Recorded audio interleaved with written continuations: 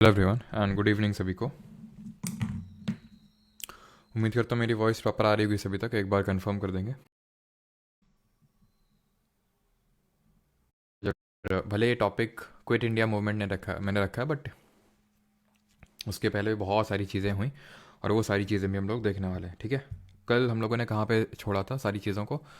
तो कल हम लोगों ने छोड़ा था, अगर आपको याद आ रहा हो, 1931 पे छोड़ा था ना। 1931 में हम लोगों ने देखा था कि गांधी जी को जेल हो गई थी। सिविल डिसओबीडियंस मूवमेंट जो है वो उन्होंने रीस्टार्ट कर दिया था। 1931 में जो सेकेंड राउंड टेबल कॉन्फ्रेंस हुई थी, दूसरा गोलमेज सम्मेलन हुआ था लंदन में। तीनों ही लंदन में हुए थे, बट सेकेंड वाले में गांधी जी और कांग्रेस ने पार्टिसिपेट किया था। और उसमें वापस आने के बाद, क्योंकि उनकी डिमांड्स नहीं मानी गई थी, तो गांधी जी को फिर से जेल में डाल दिया गया था। और इसी वजह से कहाँ पे? यरवदा जेल, पूना में। तो यहाँ से अब हमें सारी चीज़ें स्टार्ट करनी है। Hmm sit straight and deep breath, बिल्कुल। चलो, तो ये बीच में याद दिलाना, अभी नहीं। अभी तो मैं सीधे बैठ स्ट्रेट भी हूँ और डीप ब्रीथ करके बैठा हूँ। चलो, तो जय हिंद सभी को। रेमन, आकांक्षा, देवेश, काजल, चलो सभी को गुड इवनिंग। यरवदा जेल में आज अम्बेडकर जी से मुलाकात करवानी, बिल्कुल। चलो मुलाकात करवाते हैं, लेकिन मुलाकात करवाने के लिए कोई रीज़न भी तो चाहिए, कारण भी तो चाहिए मुलाकात के लिए। ऐसे ही थोड़ी ना मुलाकात हो जाती है, कोई तो कारण लेके जाओगे। तो वो कारण दिया किसने? वो कारण दिया रैमसे मैकडोनल्ड ने। उसने जो है, रैमसे मैकडोनल्ड ने जो है बर्गर खिलाया गांधी जी को। नहीं, रैमसे मैकडोनल्ड एक कम्युनल अवार्ड लेके आता है। What is this communal award? तो बस इसको ऐसे समझो, ये एक सेपरेट इलेक्टोरेट है, पृथक निर्वाचन लेके आया। किसके लिए लेके आया? ये लेके आया मुस्लिम्स के लिए, यूरोपियंस के लिए, सिख्स के लिए, इंडियन क्रिश्चियंस के लिए, but more importantly depressed classes के लिए। डिप्रेस्ड क्लासेस मतलब एक तरह से हम बोल सकते हैं जो दलित वर्ग है हमारे देश का, उनके लिए ये लेके आया। सबसे पहले याद करिए, फिर से मैं रिकॉल करवाना चाहूँगा, 1909 मॉर्ले मिंटो रिफॉर्म। सबसे पहले मुस्लिम्स के लिए सेपरेट इलेक्टोरेट यानी पृथक निर्वाचन आते हैं। उसके बाद 1919 में इसको एक्सटेंड किया जाता है एंग्लो इंडियंस, क्रिश्चियंस, इनके लिए। देन ये पहली बार है। अब इसमें मुस्लिम्स को भी था, यूरोपियंस को भी था, सिख्स को भी था, इंडियन क्रिश्चियंस को भी था, जिनको पहले भी मिल चुका है। यहाँ तक कि कुछ सीट्स में मराठास को भी था। बट हमें लेना देना है डिप्रेस्ड क्लासेस से। क्यों? क्योंकि इसी की वजह से साइन होगा Poona pact between Gandhi ji and Ambedkar ji. Again क्यों? क्योंकि डिप्रेस्ड क्लासेस को जो सेपरेट इलेक्टोरेट की जो डिमांड है, ये एक्चुअल में अंबेडकर जी ही करके आए थे। जो तीनों राउंड टेबल कॉन्फ्रेंसेज हुई थी, गोलमेज सम्मेलन, उसमें अंबेडकर जी की डिमांड थी कि हमें ये दिया जाए, क्या? Separate electorate. क्यों? क्योंकि उनका ये कहना था कि ब्रिटिशर से कि you have to treat depress classes as a separate entity within Hinduism. यानी कि ये, इसको आप विद इन हिंदुइज्म मत समझिए कि ये हिंदूज है, नहीं, हिंदू से अलग इनको समझिए। क्यों?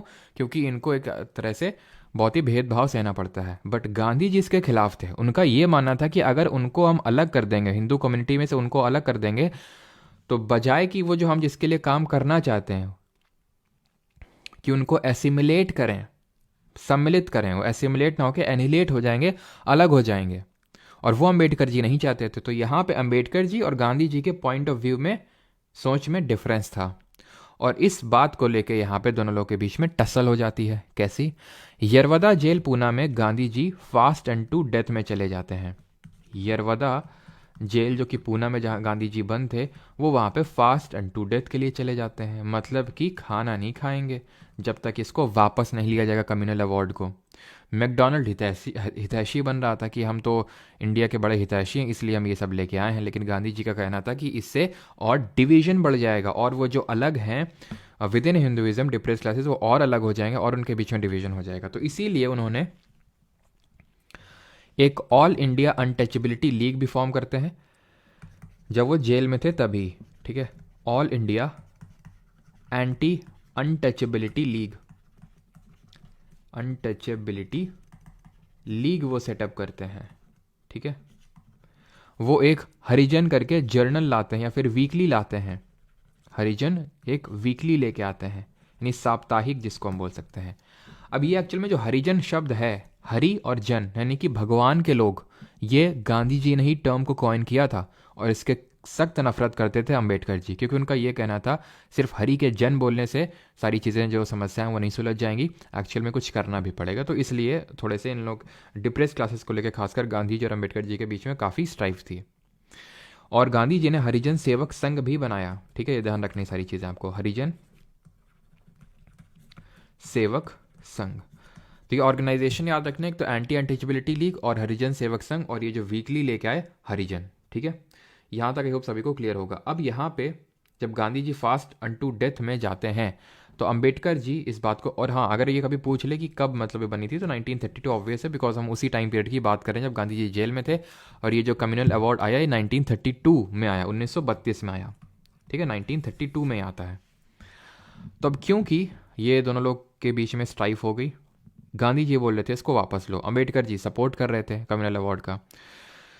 तो अंबेडकर जी को जो हमारे कुछ पॉलिटिकल लीडर्स उन्होंने समझाया कि भाई देखिए ऐसे तो फिर गांधी जी को कुछ भी हो सकता है, तो उसके लिए फिर हमें जिम्मेदार ठहराया जाएगा, तो कुछ हम मामला सुलझाते हैं। तो इसलिए अंबेडकर जी फिर को ले गए जवाहरलाल नेहरू, उनके पिता मोतीलाल नेहरू, मदन मोहन मालवीय, सब लोग गए और मिले वहाँ पे, और एक एग्रीमेंट हुआ। क्या एग्रीमेंट हुआ कि इस कम्युनल अवार्ड को वापस लिया जाएगा by the government. But Ambedkar ji ने ये बोला कि अगर वापस लेंगे, मतलब वापस करने के लिए बोलेंगे, तो आपको एक प्रॉमिस करना होगा, एंड दैट इज कि जो एक तरह से रिजर्व्ड सीटें हैं डिप्रेस क्लासेस के लिए वो बढ़ानी होंगी, ठीक है। अब कितनी क्या बढ़ानी हुई कैसे, वो सब हमें जानने की ज़रूरत नहीं है, बस मैंने क्लियर कट आपको ये बता दिया कि भाई यहाँ से, क्योंकि फास्ट इनटू डेथ में गांधी जी चले गए थे, उन्होंने एक तरह से फोर्स कर दिया था ब्रिटिश गवर्नमेंट को ये वापस करने के लिए। और उन्होंने वापस क्यों लिया ब्रिटिश गवर्नमेंट ने, बिकॉज अंबेडकर जी ने बोला ठीक है वापस ले लो, क्यों, क्योंकि वो Gandhi ji fast into death में चले गए थे। But Gandhi ji agreed on behalf of Ambedkar की ठीक है, जो रिजर्व सीट है उनको हम एक्सटेंड करने के फेवर में हैं। और अब अगर आपसे पूछेगा पूना पैक्ट कब साइन हुआ, 1932।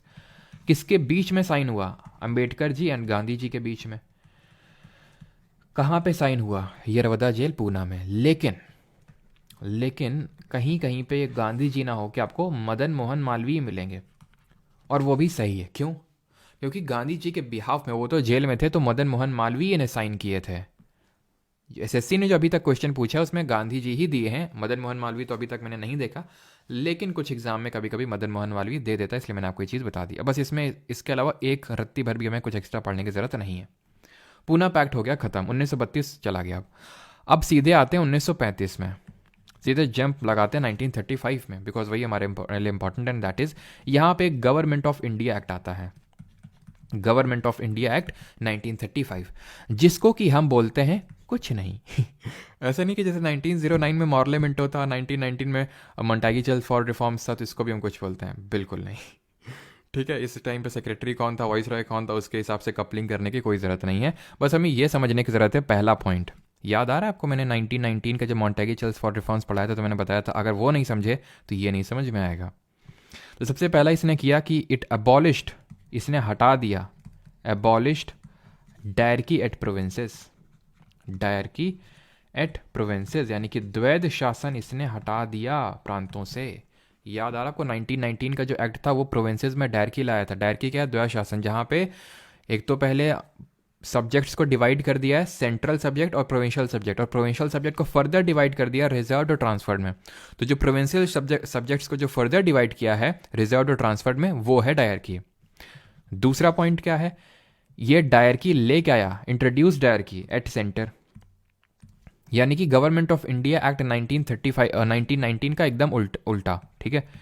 Introduced dyarchy at centre. और याद करिए मैंने बताया था कि द्विसदनीय विधानमंडल यानी बाई कैमरल लेजिस्लेचर लाए थे ये सेंटर में, कौन, 1919 वाला, ये लाया प्रोविंसेस में। 11 प्रोविंसेस होती थी जहाँ पे ये लेजिस्लेचर था, उसमें से 6 आउट ऑफ 11 में ये, 6 आउट ऑफ 11 प्रोविंसेस में ये बाई कैमरल लेजिस्लेचर को इसने इंट्रोड्यूस कर दिया, यानी कि द्विसदनीय विधानमंडल को इसने इंट्रोड्यूस कर दिया। इसने एक ऑल इंडिया फेडरेशन की बात कही, ऑल इंडिया फेडरेशन की, जो कभी वजूद में आ नहीं पाया, बिकॉज ये एक्चुअल में एक्ट इम्प्लीमेंट नहीं हो पाया। ये चीज़ें हमें 1935 के रिगार्डिंग याद रखनी है। इसमें इलेक्शंस का कुछ प्रोसीजर दिया हुआ था। गवर्नमेंट ऑफ इंडिया एक्ट 1935 को कांग्रेस ने विरोध किया इसका, लेकिन फिर यह डिसाइड हुआ कि ठीक है, जो 1937 में जो इलेक्शंस होंगे on the basis of government of India act 1935, उसमें हम कंटेस्ट कर लेंगे। और जब इलेक्शंस हुए तो Congress got majority, Congress got majority, Congress को जो है बहुमत मिला। कहाँ पे? टोटल 1161 सीट थी, उसमें से 716 जीती किसने? कांग्रेस ने। ठीक है, और मेजॉरिटी सभी में मिली एक्सेप्ट, अगर मैं बात करूं, ये जो भी मैं चीज़ लिखने जा रहा हूँ ये एसएससी के पर्सपेक्टिव से उतना ज़्यादा इंपॉर्टेंट नहीं है। ठीक है, आप एसएससी के स्टूडेंट ही हैं मैं मान रहा हूँ, तो फिर इसको उतना ज़्यादा रटने की ज़रूरत नहीं है। अगर आप कहे कि भाई नहीं मैं आगे फर्दर भी एग्जाम की प्रिपरेशन करनी है, मतलब पीसीएस वगैरह के भी मतलब एग्जाम देने, तो आप इस चीज़ को याद करने में थोड़ा जोर लगा सकते हैं। दैट इज़ कि इनको मेजॉरिटी मिली in all provinces except, in all provinces except, यानी कहाँ कहाँ नहीं मिली ये कभी पूछ लेता है, बिकॉज अभी रिसेंट में आई थिंक यूपी पीसीएस का एग्जाम हुआ तो वहाँ पे पूछा गया था ये। ठीक है, तो Bengal, Assam, Punjab, Sindh and NWFP. NWFP मतलब नॉर्थ वेस्ट फ्रंट प्रोविंस। इससे कुछ आपको याद आना चाहिए, कल मैंने आपको सिविल डिसोबीडियंस मूवमेंट पढ़ाया था, सविनय अवज्ञा आंदोलन, वहाँ पे हमने देखा था पेशावर से कौन लीड कर रहे थे, इस वाले रीजन से कौन लीड कर रहे थे सिविल डिसोबीडियंस मूवमेंट को, जल्दी से बताइए। क्लियर हो गया यहाँ तक? 1937 में इलेक्शंस हुए, कांग्रेस को मेजोरिटी मिली और ऑल प्रोविंसेस एक्सेप्ट दिस। ये रटने की जरूरत नहीं है, देख लीजिए, बाकी अगर आप पीसीएस वगैरह कर रहे हैं तो रट लीजिए। और पेशावर से हमने देखा था खान अब्दुल गफ्फार खान, मैंने लिख नहीं रहा हूँ, खान अब्दुल गफ्फार खान, जिनको कि हम बादशाह खान के नाम से जानते हैं, फिर फ्रंटियर गांधी या फिर हिंदी में सीमांत गांधी बोलते हैं उनके नाम से। इन्होंने खुदाई खिदमतगार करके एक ऑर्गेनाइजेशन बनाया और एक रेड शर्ट करके यानी लाल कुर्ती आंदोलन चलाया वहाँ पे। अब हम कुछ कांग्रेस के इंपॉर्टेंट सेशन इन 20 वर्षों में डिस्कस कर लेते हैं, कांग्रेस के जो सेशंस हुए इंपॉर्टेंट। एक तो 1936 का, 1936 का, हमने पिछला वाला देखा था 1931 कराची सेशन, जहां पे द गोल ऑफ पूर्ण स्वराज वॉज रीइटरेटेड, मतलब सबसे पहले पूर्ण स्वराज का मतलब बताया गया था। 2 रेजोल्यूशन पास किए गए थे, one regarding fundamental rights and the other regarding national economic programme. और क्या किया गया था? गांधी इरविन पैक्ट को एंडोर्स किया गया था। ये सारी चीज़ें करी गई थी। 1936 की अगर हम बात करें तो ये सेशन होता है कहाँ पे? लखनऊ में। ठीक है, लखनऊ में ये सेशन होता है और ये सेशन इसलिए इम्पॉर्टेंट है बिकॉज इसी सेशन के बाद हमारी ऑल इंडिया किसान सभा बनती है। ऑल इंडिया किसान सभा का गठन होता है 1936 में, 1936 में। कौन करते हैं? शहजानंद सरस्वती, जो इस पर्टिकुलर पार्टी के पहले प्रेसिडेंट भी बनते हैं। तो पूरा नाम अगर बात करूं स्वामी सहजानंद सरस्वती है, बट इन शॉर्ट में सहजानंद सरस्वती लिख रहा हूं यहाँ पे। ठीक है, सहजानंद सरस्वती ये इस पार्टी को बनाते हैं। वैसे एक और पार्टी बनी थी 1934 में, वो पार्टी बनी थी 1934 में, वो पार्टी थी Congress socialist party, CSP in short लिख रहा हूँ, कांग्रेस सोशलिस्ट पार्टी। और ये पार्टी 1934 में बनाई किसने थी? ये बनाई थी जो जो सोशलिस्ट थे, यानी कि जो ये मान रहे थे ना तो गांधीयन फिलॉसफी पे बिलीव कर रहे थे, ना तो बहुत ज़्यादा जो सीपीआई की फिलॉसफी थी, यानी कि अब जो हमने देखा था कम्युनिस्ट पार्टी ऑफ इंडिया की फिलॉसफी बहुत ज़्यादा बिलीव कर रहे थे। तो इन लोगों ने अपनी अलग से पार्टी बना ली। जेपी नारायण, जेपी नारायण हो गया आपके ये राम मनोहर लोहिया। ठीक है, राम मनोहर लोहिया, अपने सपा पार्टी का नाम सुना होगा, है ना, राम मनोहर लोहिया, तो वो इनको अपना वो मानते हैं, है ना, लीडर। और आचार्य नारायण देव, आचार्य नारायण देव, मीनू मसानी, ये सब लोग जो हैं इस पार्टी को बनाते हैं। फाउंडिंग फादर्स थे इस पार्टी के, जेपी नारायण, राम मनोहर लोहिया, आचार्य नारायण देव और मीनू मसानी। तो 1934 में एक पार्टी बनी और 1936 में एक पार्टी बनी, 36 वाली ऑल इंडिया किसान सभा। और वो कब? लखनऊ सेशन के बाद। 1937 में एक सेशन होता है 1937 में, और वो कहाँ पे होता है? फैज़पुर में। और आप बताएंगे कि ये फैज़पुर वाला सेशन क्यों इंपॉर्टेंट है? कुछ बताया था मैंने जब आपको सारे कांग्रेस के सेशंस पढ़ाए थे, जब हम लोगों ने इंडियन नेशनल कांग्रेस देखा था, तो हमने ये देखा था it was the first session to be held in a village. ठीक है, first session to be held in a village, गांव में होने वाला पहला सेशन था ये हमारा 1937 का। आगे बढ़ें, अब 1938 के सेशन को डिस्कस करते हैं 1938 में। ये सेशन होता है हरिपुरा में। ठीक है, हरिपुरा में ये सेशन होता है और इसके प्रेसिडेंट थे सुभाष चंद्र बोस जी। ठीक है, चुनाव होते थे प्रेसिडेंटशिप के लिए, बोस जी जीत गए, बन गए। ये थोड़े से रैडिकल थे, रैडिकल इन नेचर के, मतलब एग्रेसिव थे कि तुरंत एक्शन लेने पे बिलीव करते थे। है ना। ऐसा नहीं कि जैसे गांधी जी किस पे बिलीव करते थे, टेम्पो बिल्ड करने पे, टेम्पो टेम्पो वाला नहीं, कानपुर वाला टेम्पो नहीं, ठीक है, वो वाला टेम्पो नहीं जिसमें बैठ गया था। टेम्पो का मतलब एक मोमेंटम बिल्ड करने में, कि एकदम से लॉन्च कर देंगे तो ब्रिटिशर्स उसको सप्रेस कर देंगे, गांधी जी का ये मानना था। उसके लिए हमें पहले टेम्पो बिल्ड करना पड़ेगा, लोगों के बीच में जा जाके थोड़ा सा उनके बीच में प्रचार करना पड़ेगा, तब धीरे धीरे धीरे धीरे धीरे वो बिल्ड होगा टेम्पो। और अभी हम देखेंगे किस तरह से गांधी जी ने क्विट इंडिया मूवमेंट, भारत छोड़ो आंदोलन का टेम्पो बिल्ड किया। तो इसलिए बोस जी और गांधी जी में यहाँ पे डिफरेंस ऑफ ओपिनियन थे, और बहुत ज़्यादा, अभी देखेंगे बहुत ज़्यादा ये डिफरेंस ऑफ ओपिनियन बढ़ जाता है अगले सेशन में। But before that Bose ji का ये मानना था कि भाई तुरंत एक्शन लें, तुरंत क्योंकि ध्यान दीजिए 1939 में, 1939 में अभी वर्ल्ड वॉर 2 स्टार्ट हो जाएगा, दूसरा विश्व युद्ध between axis power and allied powers. अभी देखेंगे अलाइड की साइड कौन है और एक्सिस के साइड कौन है। तो ये थे कि भाई तुरंत उसका फ़ायदा उठाओ और इनके अगेंस्ट एग्रेशन करो और इंडिया को आज़ादी दिलाओ और इंडिया को एक इकोनॉमिक पाथ पे लेके चलो। इकोनॉमिक पाथ पे लेके चलो से अब यहाँ पे मैं एक आपको पार्टी बताना चाहूँगा बोस जी की, बिकॉज ये इकोनॉमिक प्लानिंग में बहुत बिलीव करते थे कि इंडिया को अगर एकदम से फिर से वो सोने की चिड़िया बनाना है तो हमें इकोनॉमिक प्लानिंग करनी पड़ेगी। और he formed national planning committee, national planning committee बनाते हैं ये कब? तो नेशनल प्लानिंग कमेटी बनती है 1938 में, और इसके जो पहले चेयरमैन थे, first chairman was Jawaharlal Nehru, ठीक है, नेहरू जी हमारे इसके पहले चेयरमैन थे, पहले अध्यक्ष थे नेशनल प्लानिंग कमेटी के। राष्ट्रीय योजना समिति हम बोल सकते हैं इसको हिंदी में। बनाई बोस जी ने थी हरिपुरी सेशन के बाद, और जवाहरलाल नेहरू उसके पहले चेयरमैन, फिर पहले प्रेसिडेंट थे। अब होता है 1939 में सेशन, गांधी जी को पता था बोस जी फिर चुनाव लड़ेंगे, और बात तो सही थी।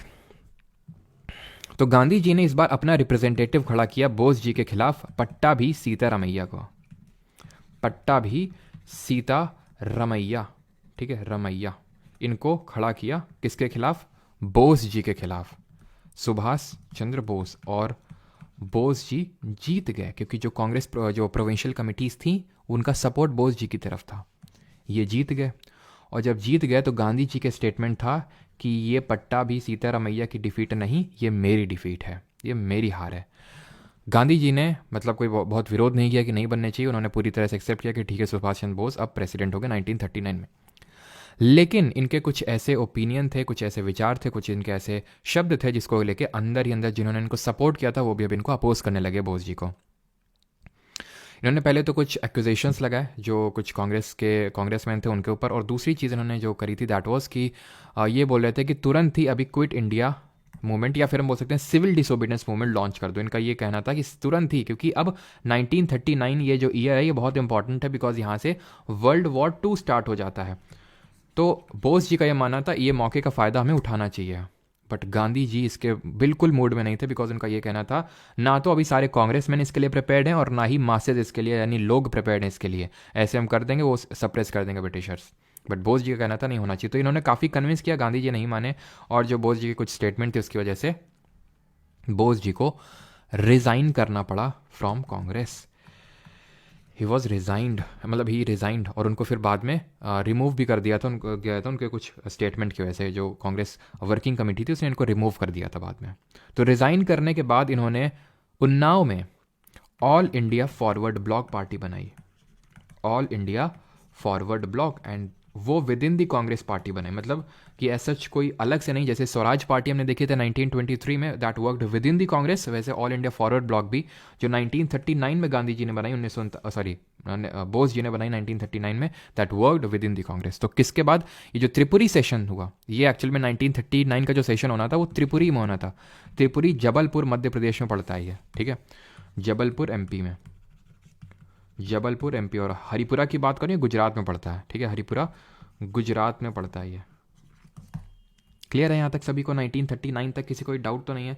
हम लोगों ने देख लिया माकुर उन्नाव में इन्होंने पार्टी बनाई, All India Forward Bloc party. किसी कोई डाउट होगा तो यहाँ तक बता देगा। देन हम लोग आगे बढ़ते हैं, दैट इज अब 1939 चालू हो गया था, तो मैं थोड़ा सा वर्ल्ड वॉर 2 के बारे में एक्सप्लेन कर देता हूँ। 1939 वर्ल्ड वॉर 2 बिगिंस, और ये किसके बीच में होता है? एक साइड थी एलाइड पावर्स, ठीक है, एलाइड पावर्स, और एक तरफ एक्सिस पावर्स। एलाइड में अगर बात करूं तो ब्रिटेन हो गया, ठीक है, ब्रिटेन यानी यूके, यूएसए हो गया, यूएसएसआर यानी जो पहले अब रशिया है, ठीक है, तो ये सब एक साइड में थे। और अगर एक्सिस पावर में अगर बात करें तो यहाँ पे जर्मनी हो गया, इटली हो गया, जापान हो गया, ये एक साइड में था, ठीक है। तो अब ये जो है ना जापान, ये तो बहुत अब थोड़ा सा ये हमारे उसके लिए, बाकी देश से हमें कोई लेना देना नहीं है, मेन हमें लेना देना है जापान से। अभी क्यों लेना देना आपको समझ में आएगा।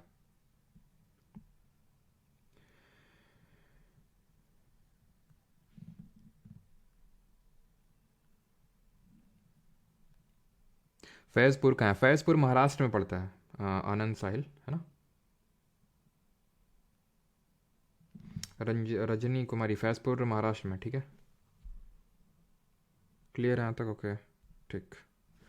चलिए आगे बढ़ते हैं फिर। तो 1939 में ये हो गया। अब ध्यान से सुनिए, अब इनको अगर वॉर जीतना है, ठीक है, तो ये साइड भी वीक नहीं थी। ये जो इनके साथी थे ब्रिटेन के, बोल रहे थे यार सपोर्ट लो इंडिया का। इंडिया के सपोर्ट से मतलब है वहाँ से रिक्रूट करने पड़ेंगे ज़्यादा से ज़्यादा सोल्जर्स, और वहाँ पे तो हैं। तो ब्रिटेन ने जो है थोड़े से ऑफर, मतलब कि एक तरह से ब्रिटेन ने बोल दिया कि इंडिया जो है, ये इन्होंने अपने आप अनाउंस कर दिया कि इंडिया जो है हमारे साथ है। मतलब इंडियन से पूछा भी नहीं, इंडिया की सबसे लार्जेस्ट पार्टी कांग्रेस पार्टी थी उस समय, तो उससे पूछा भी नहीं कि भाई क्या मैं सब ना, हमारे साथ है इंडिया। सेकेंड वर्ल्ड वॉर में एलाइड पावर के साथ है इंडिया, इन्होंने अपने आप ही डिक्लेयर कर दिया।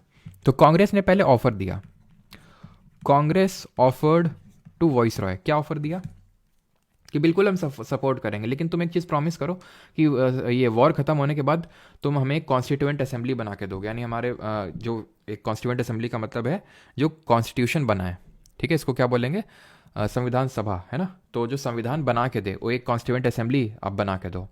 जैसे ही आप मतलब वॉर ख़त्म होता है, एक रेस्पॉन्सिबल गवर्नमेंट आनी चाहिए इंडिया में। लिन लिथगो उस समय वॉइस रॉय हुआ करता था। लिन लिथगो सेड नो, नहीं देंगे, क्या कर लोगे। तो कांग्रेस ने बोला अभी बताते हैं क्या कर लेंगे। तो 1939 में, अक्टूबर 1939 में, यह इंपॉर्टेंट है कि कांग्रेस सारी मिनिस्ट्री जो मिनिस्ट्रीज में बैठी हुई रिजाइन कर देती है। अभी हमने देखा था 1937 में चुनाव हुए थे, कांग्रेस जीती थी and so on. Congress ministries ने रिजाइन कर दिया 1939 में। क्यों रिजाइन किया, रीजन क्या था? बिकॉज इंडियंस को बिना पूछे इंडियंस को इन्वॉल्व कर दिया गया था सेकेंड वर्ल्ड वॉर में, इसलिए। अब क्योंकि 1940 आते आते तक इनको समझ में आ गया ब्रिटिशर्स को कि इनका सपोर्ट लेना पड़ेगा, कुछ ना कुछ तो ऑफर देना पड़ेगा। तो इन्होंने अगस्त महीने में एक ऑफर दिया जिसको बोला गया अगस्त ऑफर।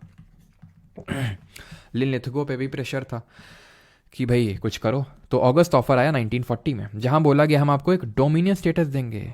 याद आ रहा है डोमिनियन स्टेटस? अब मैं डोमिनियन स्टेटस की आपको हिस्ट्री समझाता हूँ फिर से, जो हमने कल समझी थी। कैलकाटा का सेशन था 1928 का, जहाँ पे याद करो कि नेहरू बोस जी लोग बोल रहे थे नहीं नहीं हमें स्वराज चाहिए, पूर्ण स्वराज, कंप्लीट इंडिपेंडेंस। तो भाई गांधी जी और मोतीलाल नेहरू जी ने बोला कि कोई नहीं, 1 साल का अल्टीमेटम इनको देते हैं, अगर डोमिनियन स्टेटस की डिमांड एक्सेप्ट नहीं करी तो फिर हम पूर्ण स्वराज मानेंगे। और इन्होंने 1 साल तक नहीं मानी। देन अगेन फिर याद करो दिल्ली मैनिफेस्टो दिया गया इरविन को, नहीं हल्के में लिया। अगेन फिर लाहौर का सेशन हुआ जहां बोला गया कि हम सिविल डिसोबीडियंस मूवमेंट लॉन्च करेंगे। और जब ये अप्रूव कर दिया कांग्रेस ने कि सीडीएम आप लॉन्च कर लो, सविनय अवज्ञा आंदोलन, और गांधी जी इसको लीड करेंगे। तो गांधी जी ने अगेन अल्टीमेटम दिया, 11 डिमांड्स दी और अल्टीमेटम दिया 30 जनवरी तक का कि मान लो। इरविन अगेन भाव नहीं दिया। उसके बाद फिर हमने देखा था कि किस तरह से सीडीएम लॉन्च हुआ था। और फिर 1931 में हमारा गोल हो गया था पूर्ण स्वराज, सॉरी 1929 में ही हमारा गोल हो गया था पूर्ण स्वराज। और फिर पूर्ण स्वराज का मतलब बताया गया था कराची सेशन में। तो अब हमारा डोमिनियन स्टेटस, ये डिमांड नहीं थी कि हमें डोमिनियन स्टेटस चाहिए। डोमिनियन स्टेटस का मतलब क्या है कि एक हम बोल सकते हैं स्वतंत्र उपनिवेश, और मैंने इसका मतलब आपको समझाया था, ठीक है। अब हमारा ये गोल नहीं था कांग्रेस का, क्या गोल था? पूर्ण स्वराज। तो ये पहले ही मतलब एक तरह से रिजेक्टेड चीज़ थी। इसमें बोला गया था कि जो वॉइस रॉय की काउंसिल है उसको एक्सपैंड करेंगे। ये चीज़ें आपको याद नहीं करनी, मैं बता दूं, ठीक है, ये याद नहीं करनी। डोमिनियन स्टेटस वाला भले थोड़ा सा देख ले सकते हो, लेकिन वॉइस रॉय की एग्जीक्यूटिव काउंसिल, ये सब कुछ नहीं याद करना है। बस अगस्त ऑफर आया था 1940 में, ये रट्टा मारना है, बात खत्म, ठीक है। तो ये सारी चीज़ें अगस्त ऑफर ने बोली थी। इसके रेस्पॉन्स में गांधी जी ने व्यक्तिगत सत्याग्रह चलाया, इंडिविजुअल सत्याग्रह चलाया। यानी कि एक लोगों को नॉमिनेट किया और उनको बोला कि तुम सत्याग्रह दो। सत्याग्रह मैंने आपको पहले बताया, सत्याग्रह किस तरह से दिया जाता है, और सत्याग्रही कौन होता है। गांधी जी के अगर हम आई से देखें तो सत्याग्रही कौन होता है? जो नॉन वायलेंस को अपनी कोर फिलॉसफी मानता है।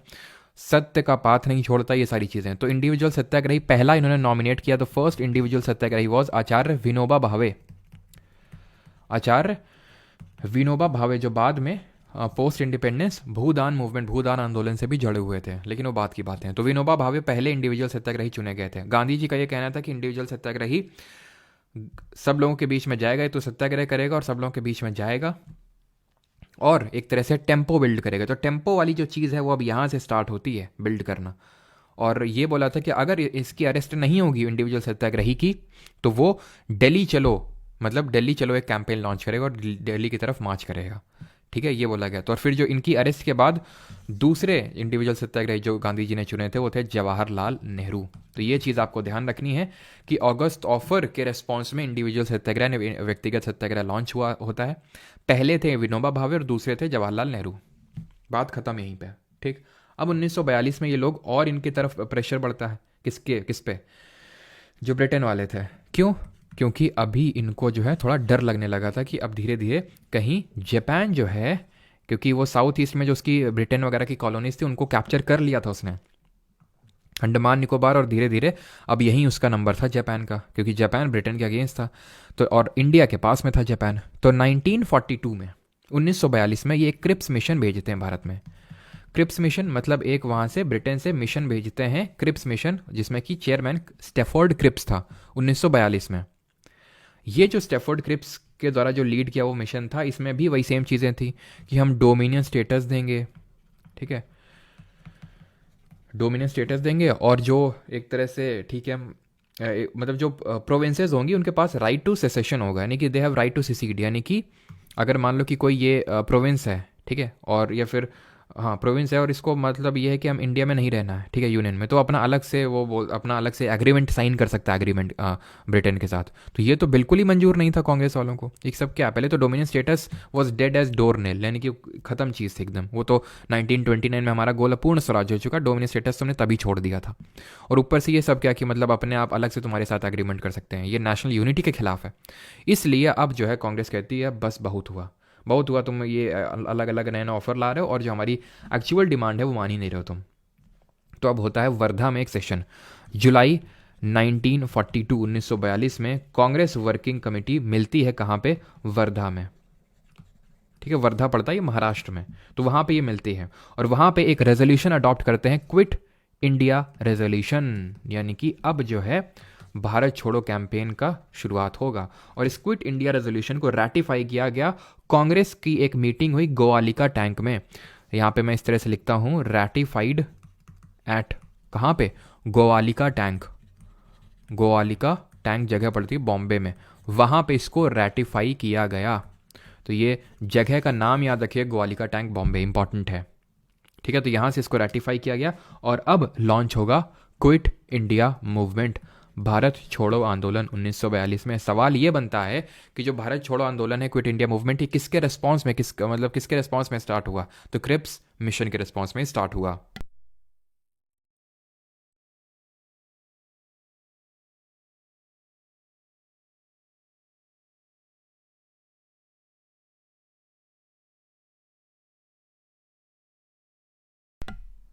आई थिंक वॉइस चला गया होगा ना, अभी आ गया होगा वॉइस। ठीक है, चलो, तो क्विट इंडिया मूवमेंट किसके रिस्पॉन्स पे स्टार्ट हुआ था? 1942 में स्टार्ट हुआ था, क्रिप्स मिशन के रिस्पॉन्स में, भारत छोड़ो आंदोलन। अब इसके मेन पहले ही गांधी जी ने इंस्ट्रक्शंस दे दिए थे। अब गांधी जी का ये था कि भाई टेम्पो बिल्ड हो चुका है इंडिविजुअल सत्याग्रह से, अब लॉन्च कर सकते हैं एक मास स्ट्रगल, भारत छोड़ो आंदोलन। गांधी जी का ये कहना था कि मतलब सबसे अपनी अपनी उन्होंने अलग एक अपनी बात रखी।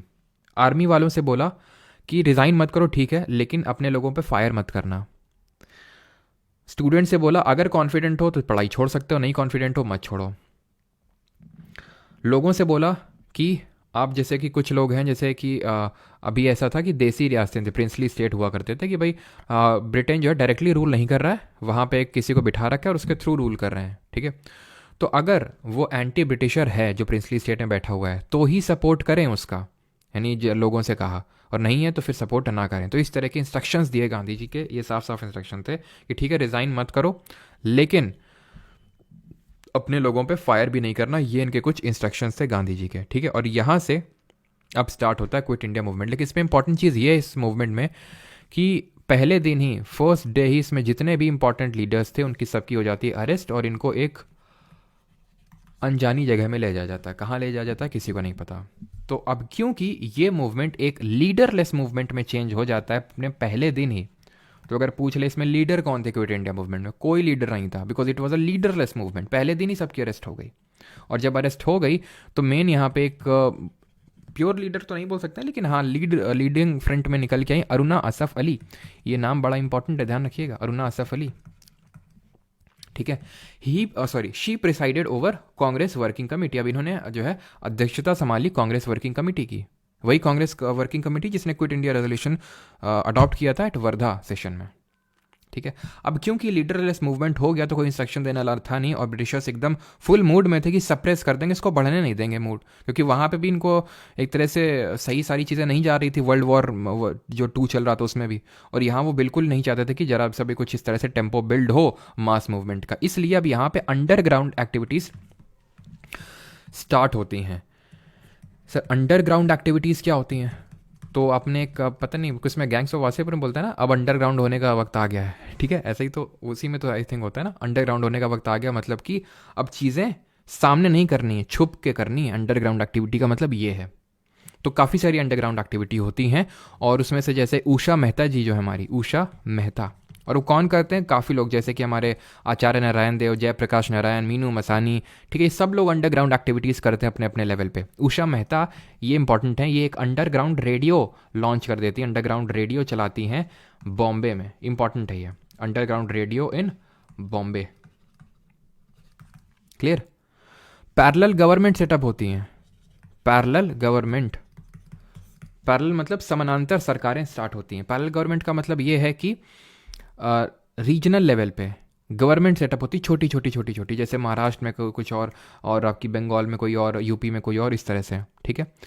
तो बलिया में, बलिया कहाँ पड़ता है? यूपी में। तो यहाँ पे एक चिट्टू पांडे करके हैं, वो चिट्टू पांडे, ये पैरेलल गवर्नमेंट यहाँ पे सेटअप करते हैं। तामलुक में जातीय सरकार जो है एक बनती है, जातीय सरकार। और सतारा महाराष्ट्र में, ये आपका है वेस्ट बंगाल, और ये सतारा आपका महाराष्ट्र में। तो सतारा में सेटअप होती है प्रति सरकार। और इस प्रति सरकार को कौन लीड करते हैं? प्रति सरकार को लीड कर रहे हैं वाई.बी. चौहान, नाना पाटिल, ये सब लोग इसको लीड कर रहे हैं। ठीक है, नाना पाटिल। क्लियर? कौन कहाँ से लीड कर रहा है ये इंपॉर्टेंट है, पैरेलल गवर्नमेंट वाला, ये चीज़ ध्यान रखना। अगर आपको याद आ रहा हो, जो हमारी वानर सेना है, मुक्ति वाहिनी है, ये सब कहाँ पे सेटअप हुई थी? सीडीएम के टाइम पे सेटअप हुई थी, सिविल डिसोबीडियंस मूवमेंट। और वो चीज़ कि भाई ज़मींदारी एरियाज़ में चौकीदार टैक्स कंपेन चला था, नो रेवेन्यू, यानी कि कोई रेवेन्यू नहीं देना रैयतवाड़ी एरियाज़ में, और defiance of forest laws in central province, वो कहाँ पे स्टार्ट हुआ था? नॉन कॉपरेशन मूवमेंट, असहयोग आंदोलन में। वानर सेना और ये सब मुक्ति वाहिनी सब कहाँ बनी थी? सीडीएम में। पैरेलल गवर्नमेंट कहाँ बन रही है? क्यूआईएम में, क्विट इंडिया मूवमेंट में। क्विट इंडिया मूवमेंट को ऐसा नहीं हर कोई सपोर्ट कर रहा था, ये ध्यान रखना, नॉट दैट मच इंपॉर्टेंट, बस थोड़ा सा पता होना चाहिए कि जो मुस्लिम लीग थी, ठीक है, मुस्लिम लीग और हिंदू महासभा ये सपोर्ट नहीं कर रहे थे इसको बिल्कुल भी। मुस्लिम लीग के अपने एक्चुअल रीजंस थे, इसको पाकिस्तान चाहिए था, सेपरेट एक नेशन चाहिए था फॉर मुस्लिम्स। तो इसको लगा कि अगर हेस्टी यहाँ से रिसीड कर जाएंगे, ब्रिटिशर्स चले जाएंगे, तो फिर पाकिस्तान तो उसको कभी मिल ही नहीं पाएगा। 23 मार्च को, इसीलिए 23 मार्च 1943 को पाकिस्तान डे ऑब्जर्व करती है मुस्लिम लीग। ठीक है, पाक डे वॉज ऑब्जर्व्ड। अब यहाँ से इनका मेन एक तरह से डिमांड था कि बस हमें तो एक अलग से देश चाहिए, इनको और कुछ लेना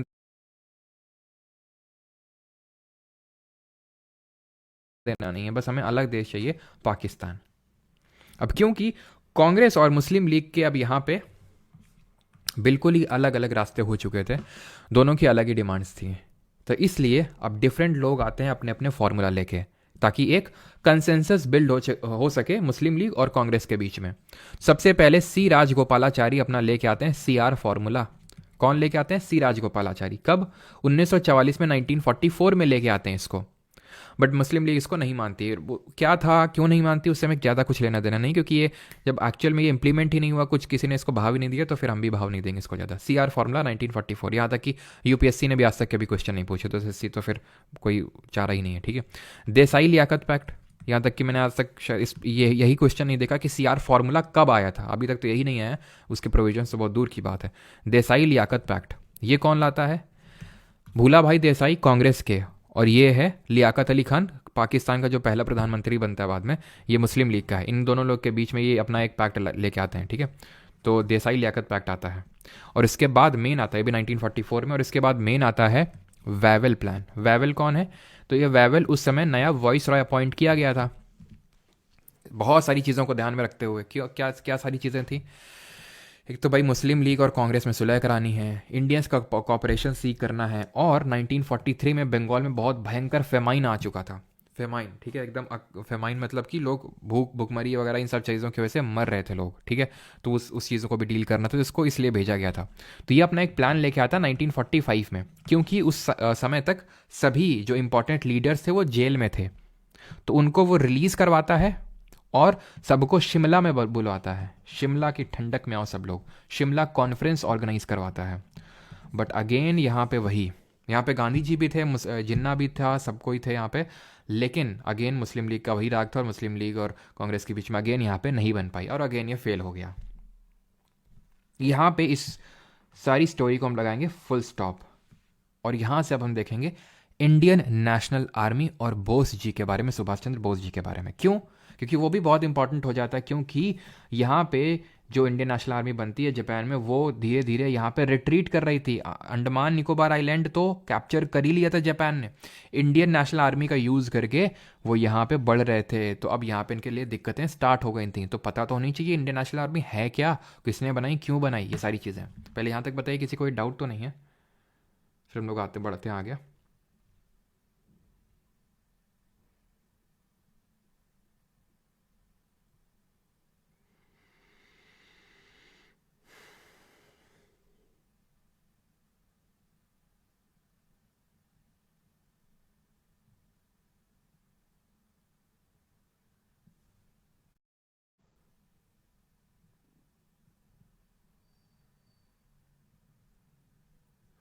कमेंट्स क्यों नहीं आ रहे भाई, क्या दिक्कत है?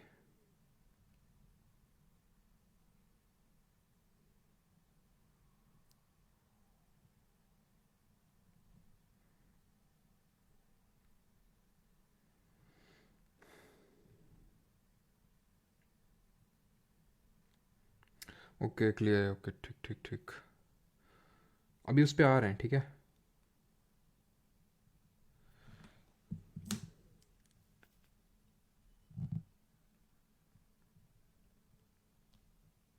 गुड इंडिया वॉइस, बताओ बताओ, अच्छा ठीक है। अभी एक्चुअली में कमेंट आ नहीं रहे थे आप लोगों के, अभी ठीक है आ रहे हैं। डिप्रेस्ड क्लासेस को समझे का क्या स्टैंडर्ड है, मतलब समझे का क्या स्टैंडर्ड है? आज़ाद हिंद फौज क्या, तभी आ रहे हैं उसी पे, Indian National army Azad Hind फौज पे ही आ रहे हैं, ठीक है। कमेंट भी शिमला में चले गए।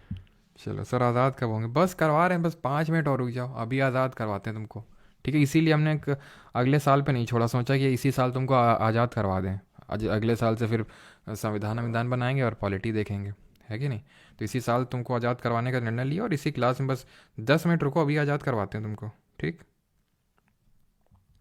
चलो, तो यहाँ पे हो गया, फुल स्टॉप लगा दिया हमने। अब आते हैं इंडियन नेशनल आर्मी पे, ठीक है। Indian National Army and Subhash Chandra Bose. ये इंडिया है, यहाँ पे जापान है। अब जो जापान है इतना भी पास में नहीं है, लेकिन यहाँ पे चलो मैं यहीं पे मैं ड्रॉ कर देता हूँ, ठीक है, ताकि आपको समझने में आसानी हो, ठीक है। यहाँ पे आपका जापान है। अब जो जापान है ये हमें पता है एक्सिस पावर की तरफ है, ब्रिटेन के खिलाफ है, ब्रिटेन यहाँ पे रूल कर रहा है, जापान इनके खिलाफ है। जापान इनके यहाँ पे इनकी जो कुछ कॉलोनीज थी ब्रिटेन की, यहाँ पे उसको कॉन्कर कर लिया था। अब यहाँ पे एक पर्सन हुए मोहन सिंह। मोहन सिंह ने जापानीज गवर्नमेंट से ये बोला कि देखिए, आपने हमारे लोगों को जेल में बंद कर रखा है, मतलब ये इंडियन आर्मी में मतलब ब्रिटिश आर्मी में इंडियन लोग थे, ब्रिटिश इंडियन आर्मी में इंडियन लोग थे, ये लड़ने गए थे वहाँ पे, ये मतलब जापान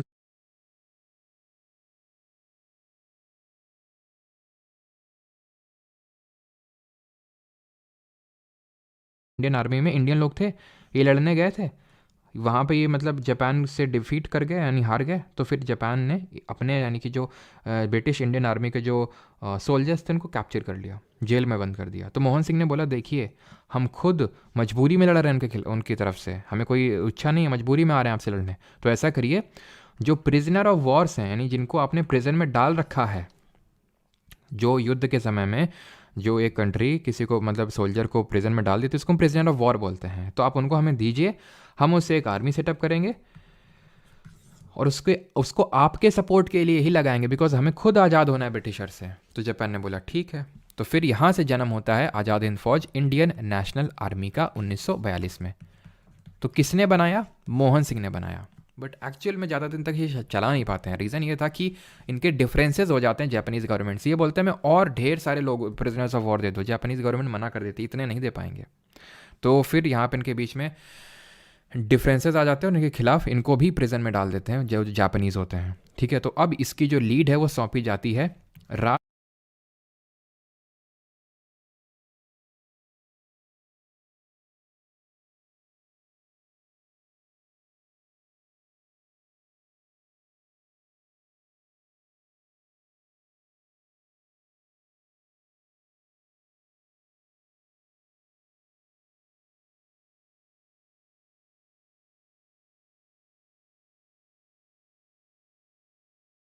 हैं जो जापानीज़ होते हैं। ठीक है, तो अब इसकी जो लीड है वो सौंपी जाती है रास बिहारी बोस को। ठीक है, रास बिहारी बोस जो पहले ही काफ़ी पहले ही जापान में बैठे हुए थे। ठीक है, जापान में वो भाग गए थे बहुत पहले ही। ठीक है, जब आई थिंक ये काकोरी वगैरह हुआ था उसी के टाइम पे, उससे पहले ही ये जा चुके थे जापान में और वहाँ पे बैठे हुए थे जिन्होंने आईएनए की एक तरह से चेयरमैनशिप ली। बट इनकी भी धीरे धीरे तबीयत बिगड़ने लगी और फिर इन्होंने ट्रांसफ़र किया सुभाष चंद्र बोस जी को। ध्यान रखना, ये रास बिहारी बोस को रास बिहारी घोष से कंपेयर मतलब कन्फ्यूज़ नहीं करेंगे, बिकॉज रास बिहारी घोष को हमने पढ़ा था सूरत सेशन जो 1907 में हुआ था, जहाँ मॉडरेट्स और एक्सट्रीमिस्ट अलग अलग हो गए थे। ठीक है, तो वो अलग थे हमारे। तो सुभाष चंद्र बोस को ये अपनी जो है चेयरमैनशिप देते हैं। ठीक है, कब? एक तरह से ये उतना इंपॉर्टेंट नहीं कब देते हैं, बट हाँ वही 1943 का टाइम था जब बोस जी को ये ऑफर दिया जाता है रास बिहारी बोस की तरफ से कि भाई आप क्या लेना चाहोगे, तो बिल्कुल वो एक्सेप्ट कर लेते हैं इसको। ठीक है, और यहाँ तक कि एक विमेन रेजिमेंट भी यहाँ पे मतलब एक फॉर्म करते हैं रानी लक्ष्मीबाई के नाम से। ठीक है, रानी लक्ष्मीबाई के नाम पे एक विमेन रेजिमेंट बनाते हैं इंडियन नेशनल आर्मी में। सुभाष चंद्र बोस के बारे में हमने अभी काफ़ी सारी चीज़ें देखी थी और उनमें से और भी चीज़ें हैं कि इन्होंने मतलब जब ये ऑल इंडिया फॉरवर्ड ब्लॉक बनाई, कांग्रेस से रिज़ाइन कर दिया इन्होंने, तो ये जितने भी डिफरेंट कंट्रीज थे वहाँ पे ट्रैवल किया, मतलब बहुत डिफरेंट कंट्रीज़ में ट्रैवल किया। और उनमें से एक कंट्री थी जर्मनी। जर्मनी जो जो समय वहाँ पे हिटलर का शासन था और वो किस में थी? एक्सिस पावर में थी, ना कि एलाइड पावर में थी। तो जर्मनी में ये हिटलर से मिलते हैं अराउंड 1942 के टाइम पे, और वहाँ पे ये किस नाम से मिलते हैं वो थोड़ा इंपॉर्टेंट हो जाता है, और उनका नाम होता है ऑरलैंडो मज़ोटा। ये नाम रख के मिलते हैं सुभाष चंद्र बोस हिटलर से in the year I think ना 1942 ईयर, तो 1942 है बट डेट आई थिंक 29 में थी, नॉट श्योर, बट 1942 ईयर था और मई ही मंथ था वो। ठीक है, जहाँ पे वो हिटलर से मिलते हैं सुभाष चंद्र बोस। देन वो फिर अगेन यहाँ पे फ्लो करते हैं। और अगर ये कभी पूछ ले Indian National army Mohan Singh ने कहाँ पे बनाई थी, वैसे तो पूछेगा नहीं, लेकिन अगर फिर भी पूछ ले तो सिंगापुर आंसर होगा ये। ठीक है, प्रिजनर ऑफ वॉर्स लेके। क्लियर है यहाँ तक? अब यहाँ पे कुछ ऐसा होता है कि ब्रिटेन यहाँ पे जापान पे हावी हो जाता है और रफली अगस्त आते आते तक जापान जो है 15 अगस्त आते आते तक पूरी तरह से सरेंडर कर देता है 15 अगस्त को। और एक चीज़, यहीं पे सुभाष चंद्र बोस जी ने नारा दिया था दिल्ली चलो का। दिल्ली चलो मतलब एक्चुअल में जो यहाँ पे अंडमान निकोबार है इसको कैप्चर कर लिया था जापानीज ने और ये बोस जी को ट्रांसफ़र कर दिया था, सुभाष चंद्र बोस जी को, जहाँ पे शहीद द्वीप और स्वराज द्वीप इनका नाम रख दिया था। आज भी ये हमारी प्रेजेंट गवर्नमेंट ने नाम चेंज किए हैं, पहले इनके कुछ नाम और हुआ करते थे, ब्रिटिशर्स के नाम पे थे ये। ठीक है, तो शहीद द्वीप और स्वराज द्वीप ये नेम किया था और उसके बाद ये यहाँ पे अपना स्टेशन बना के दिल्ली चलो का यहाँ पे कैंपेन कर रहे थे और तभी जापान जो है 15 अगस्त को सरेंडर कर देता है, हार जाता है। जापान सरेंडर्ड यहाँ पे। इसलिए जब ये सरेंडर कर दिए तो इंडियन नेशनल आर्मी भी सरेंडर कर गई और 18 अगस्त को mysteriously Subhash Chandra Bose died at a Subhash Chandra Bose died at a airplane crash. ये माना जाता है कि इनकी डेथ हो गई। ठीक है, जो वियतनाम वाला इलाका है वहाँ पे इनकी डेथ हो गई, ये माना जाता है। अब एक्चुअल में क्या हुआ ये क्लियरली नहीं पता है। ठीक है, दिल्ली चलो का इन्होंने नारा दिया था। इन्होंने तुम मुझे खून दो मैं तुम्हें आज़ादी दूंगा, यानी give me blood I shall give you freedom. ठीक है, ये नारा इन्होंने दिया था, give me blood I shall give you freedom, I shall give you freedom. और इन्होंने जय हिंद का भी नारा दिया था। And he was the first person to name Gandhi ji as the father of nation, यानी father of nation Gandhi ji को सबसे पहले सुभाष चंद्र बोस जी ने ही बोला था। ठीक, ये चीज़ क्लियर यहाँ तक। और एक चीज़ ध्यान रखना, डू और डाई, करो या मरो का जो नारा है ये गांधी जी ने दिया था क्विट इंडिया मूवमेंट के टाइम पे। ठीक है, डू और डाई का जो नारा है ये गांधी जी ने दिया था क्विट इंडिया मूवमेंट के टाइम पे, भारत छोड़ो आंदोलन के टाइम पे। ठीक है, यहाँ तक किसी का कोई डाउट तो नहीं है। देन हम बढ़ते हैं अपने लास्ट कंपोनेंट की तरफ।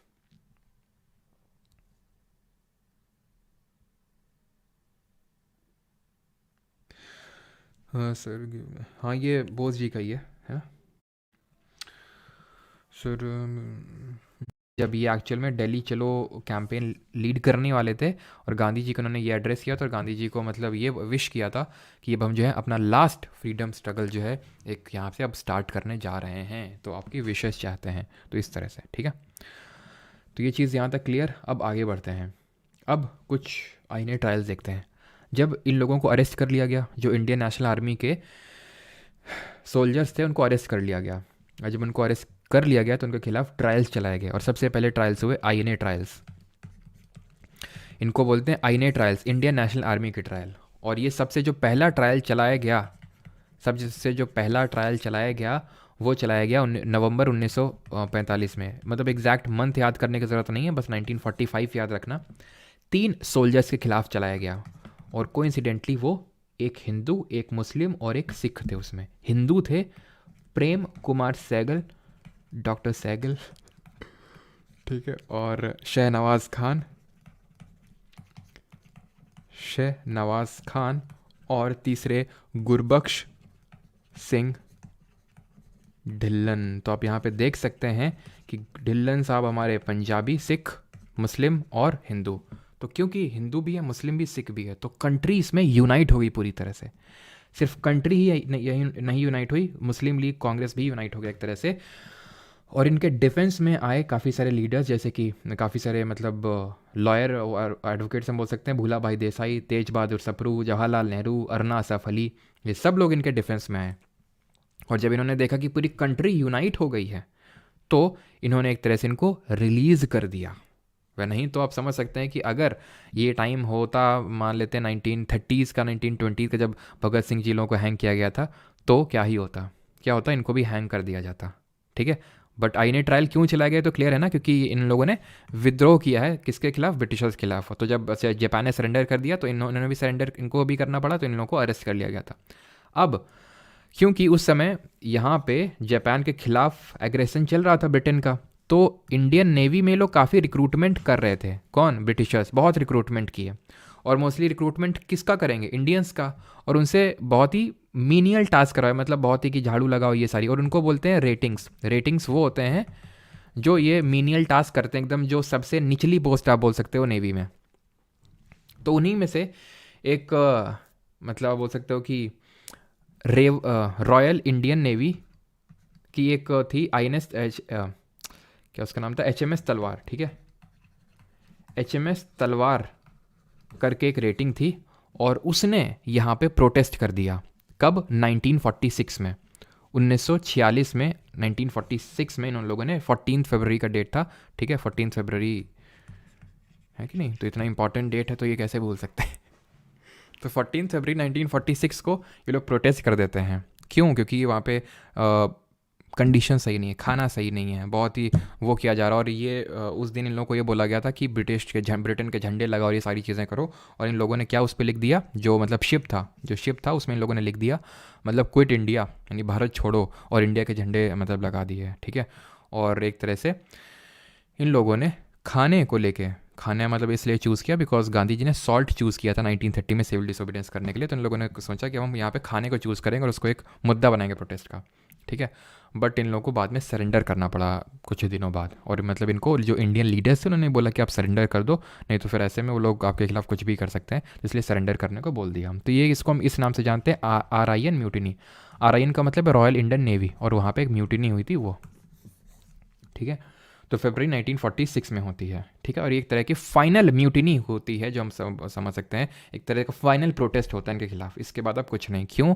क्योंकि अब हम आज़ादी बढ़ने की ओर अग्रसर हैं। कैबिनेट मिशन प्लान को बुला लेते हैं जल्दी से भारत में। कैबिनेट मिशन प्लान, हाँ कैबिनेट मिशन प्लान, क्यों? क्लीमेंट एटली जो है उस समय प्राइम मिनिस्टर था, ठीक है। क्लीमेंट एटली उस समय प्राइम मिनिस्टर हुआ करता था ब्रिटेन का, और उसने एक 3 मेंबर्ड कमीशन भेजा। 3 मेंबर्ड का मतलब है कि उसमें 3 सदस्य थे, और उन 3 सदस्य में से कौन कौन थे? एक तो वही था जो क्रिप्स मिशन वाला था हमारा, स्टैफोर्ड क्रिप्स, ठीक है। दूसरा था हमारा AV अलेक्जेंडर था, और तीसरा था पैथिक लॉरेंस, ठीक है। तीसरा कौन था? Pethick Lawrence. और ये जो पैथिक लॉरेंस है यही इस पूरे कैबिनेट मिशन प्लान का चेयरमैन था, जो इसको लीड कर रहा था। अब इसमें काफ़ी सारी चीज़ें थी, वो हमें ज़्यादा डिटेल में पढ़ने की ज़रूरत नहीं है, बस ये ध्यान रखना कि जो डिमांड फॉर पाकिस्तान है was not adopted. Demand for a separate Pakistan और फॉर अ सेपरेट नेशन वो एक्सेप्ट नहीं करी गई थी, नॉट एक्सेप्टेड। बट एक्चुअल में इसको मुस्लिम लीग ने एक्सेप्ट कर लिया। तो बड़ी सरप्राइज की बात है कि भाई क्यों एक्सेप्ट कर लिया होगा इसने? तो इसलिए क्योंकि इसमें एक ग्रुपिंग का, रीजनल ग्रुपिंग का एक प्रोविजन था कि भाई ग्रुपिंग बना सकते हो आप, कि ऐसे ग्रुपिंग्स, ठीक है। कि भाई इसको लगा अब जिन्ना को कि भाई देखो ऐसा ऐसा है, देखो यहाँ पे पूरा मतलब इस तरह से इंडिया था, ठीक है, इस तरह से आप इंडिया समझ सकते हो। तो इसको लगा यहाँ पे मुस्लिम मेजोरिटी एरिया, यहाँ पे मुस्लिम मेजोरिटी एरिया, आराम से निकाल लेंगे क्या अपने अलग 2 नेशन निकलेंगे। हम तो एक ही सोच रहे 2 निकलेंगे यहाँ पे, तो हुआ भी वही बाद में। लेकिन जब जवाहरलाल नेहरू का ये स्टेटमेंट उसने सुना, नेहरू जी का ये स्टेटमेंट सुना कि ये जो ग्रुपिंग है ये कंपलसरी नहीं है, ये चाहें तो लें ना चाहें तो ना लें, और एक्चुअल में जो ये है सब इंडिया का पार्ट ही बनेंगे। जब ये इसने सुना तो इसको लगा जिन्ना को अब बात ऐसे नहीं बनेगी, देखो नहीं तो अब क्योंकि ये अब तो जाने ही वाले हैं ब्रिटिशर, और अब अगर हमने कुछ एक्शन नहीं लिया तो फिर हमें दिक्कत हो जाएगी। तो इसने क्या निर्देश दिए जिन्ना ने? अपनी करतूत इसने दिखा दी, अपनी हरकत जो है इसने दिखा दी। वो ये है, इसने निर्देश दिए सभी मुस्लिम्स को कि 16 अगस्त 1946 को ऑब्जर्व डायरेक्ट एक्शन डे। 16 अगस्त वही दिन है जिस दिन पाकिस्तान अपना, ठीक है, खैर छोड़ो, वो तो 14 अगस्त को मनाता है। तो ऑब्जर्व डायरेक्ट एक्शन डे, ठीक है, डायरेक्ट एक्शन डे ऑब्जर्व करो। यानी कि डायरेक्ट एक्शन डे का मतलब ये है कि मार काट मचा दो, हिंदुओं को जहाँ दिख जाए मारो, ठीक है। तो अब यहाँ पे मैं हिंदू मुस्लिम नहीं करना चाहता हूँ कि भाई कितना किसने मारे, बट हाँ बहुत सारी यहाँ पे किलिंग्स हुई, बहुत सारे। और मेन इनको हम कैलकाटा किलिंग्स के नाम से जानते हैं, बिकॉज जो मेन सेंटर रहा किलिंग्स का वो मेन कैलकाटा था, कैलकाटा किलिंग्स के नाम से जानी जाती हैं। और वहाँ पे एक जगह थी नोआखली। जब हमारे देश का पार्टीशन हो जाता और जब हम आज़ादी दिवस मना रहे थे, गांधी जी यहीं पे थे। आपसे कई बार पूछता है कि 15 अगस्त 1947 को गांधी जी कहाँ पे थे, तो गांधी जी उस समय नोआखली में थे, क्योंकि वो कैलकाटा जो किलिंग्स हुई थी वहाँ पे डायरेक्ट एक्शन डे की वजह से, तो वो इस वजह से वो वहाँ पे गए थे। और क्योंकि ये सब इतनी किलिंग्स होती हैं तो इसलिए फिर पहले तो ये प्लान था क्लीमेंट एटली का कि भाई 1948 तक हम आज़ादी देंगे इंडिया को, लेकिन इतनी सारे कम्युनल क्लैशेस को देख के और ये सारी चीज़ें देख के कि अब यहाँ पे तो हमें कुछ फ़ायदा ही नहीं, जितना लूटना था सब लूट लिया, अब यहाँ पे जितना जल्दी हो सके बैग पैक करके निकलो भाई। तो फिर ये लोग जो है पहले ही आज़ादी दे दी हमें। और यहाँ पे एक इसने फिर बाद में रफली जून के टाइम पे एक प्लान भेजा, जून 1947 में, जिसको कि हम या फिर एक एक्ट लाया, इंडियन इंडिपेंडेंस एक्ट, ठीक है, इंडियन इंडिपेंडेंस एक्ट ऑफ 1947। मतलब पूरी तरह से इंडिया को ट्रांसफ़र ऑफ पावर करने के लिए इंडिया और पाकिस्तान को ये एक्ट लाया गया। माउंट बैटन को भेजा था, इसको माउंट बैटन प्लान के नाम से भी जानते हैं। और माउंट बैटन प्लान, ठीक है, माउंट बैटन जो है last governor general of India बना, ठीक है, last governor general of India अगर आपको याद आ रहा हो तो last governor general of India बना, और इसके बाद ये पोस्ट जो है आज़ादी के बाद ट्रांसफ़र कर दी गई। किसको? कमेंट बताएंगे आप। सी से उनका नाम चालू होता है, देखते हैं कितने लोग बता पाते हैं। ठीक है, तो चलो बता देते हैं, नहीं तो फिर क्या ही इस बात में वो रखना सस्पेंस। सी राजगोपालाचारी, ठीक है, सी राजगोपालाचारी, गोपालाचारी, ठीक है।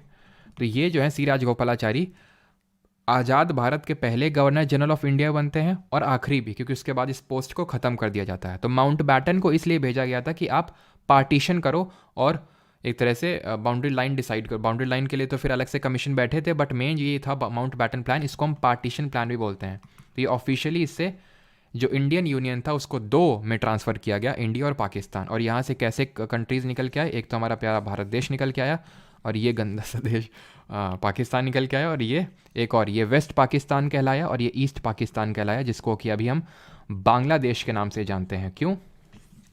क्योंकि 1971 में 1971 में हमने इस बड़े बेटे से अपने छोटे बेटे को आज़ाद करवा दिया। क्यों आज़ाद करवा दिया? उसमें हमारे कोई मतलब इस तरह से नहीं, इनके खिलाफ हम कोई बहुत ज़्यादा, ये हमारे मित्र हैं बहुत ज़्यादा, ऐसा कुछ नहीं है। मेन ये है एक्चुअल में कि ये लोग डिज़ास्टर्स प्रूव हो रहे थे इंडिया के लिए। ये जो वेस्ट पाकिस्तान है, ईस्ट पाकिस्तान का यूज़ करके इंडिया में बहुत सारी गलत एक्टिविटीज़ को फैला रहा था, तो इसलिए इसको अलग करना हमारे लिए ज़रूरी हो चुका था। तो 1971 में इंदिरा गांधी जी के टाइम पे इसको अलग किया जाता है, और एक शिमला एग्रीमेंट भी साइन होता है इंडिया और पाकिस्तान के बीच में।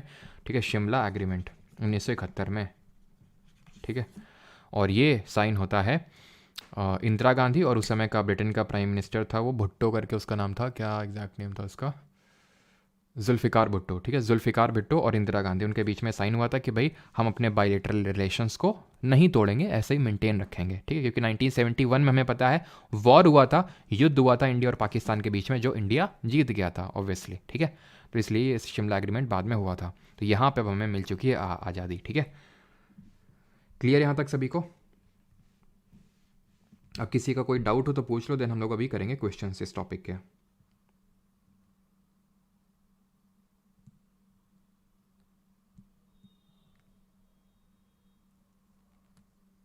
डू और डाई दिया था गांधी ने, हम लोगों ने देख लिया ना। अच्छा, डू और डाई क्यों दिया था गांधी ने? डू और डाई क्यों दिया था शिवन ने? इसलिए दिया था क्योंकि अब करो या मरो, यानी कि अब लास्ट है, ये टेम्पो भी बिल्ड हो चुका है, सही मौका भी है, अब अगर नहीं कर पाए तो फिर नहीं कर पाओगे, तो या तो करो या मरो, ऐसा मतलब ये है। करो, हम कब यूज़ करते हैं, अभी भी तो यूज़ करते हैं डू और डाई, है ना, कि डू और डाई मैच है इंडिया के लिए, अगर नहीं परफॉर्म किया तो फिर बाहर हो जाएगा टूर्नामेंट से, इस तरह। Subhash Chandra Bose died in which year? तो मैंने बताया तो 18 अगस्त 1945 को।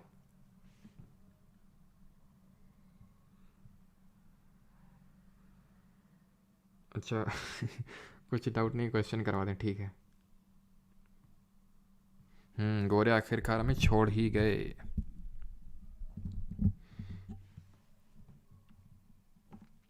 वो बैटल अब नहीं देखेंगे, ठीक है, वो तो मैंने 1971 वाला इसलिए बता दिया बिकॉज यहाँ पे हम लोग उस चीज़ को कर रहे थे। ठीक है,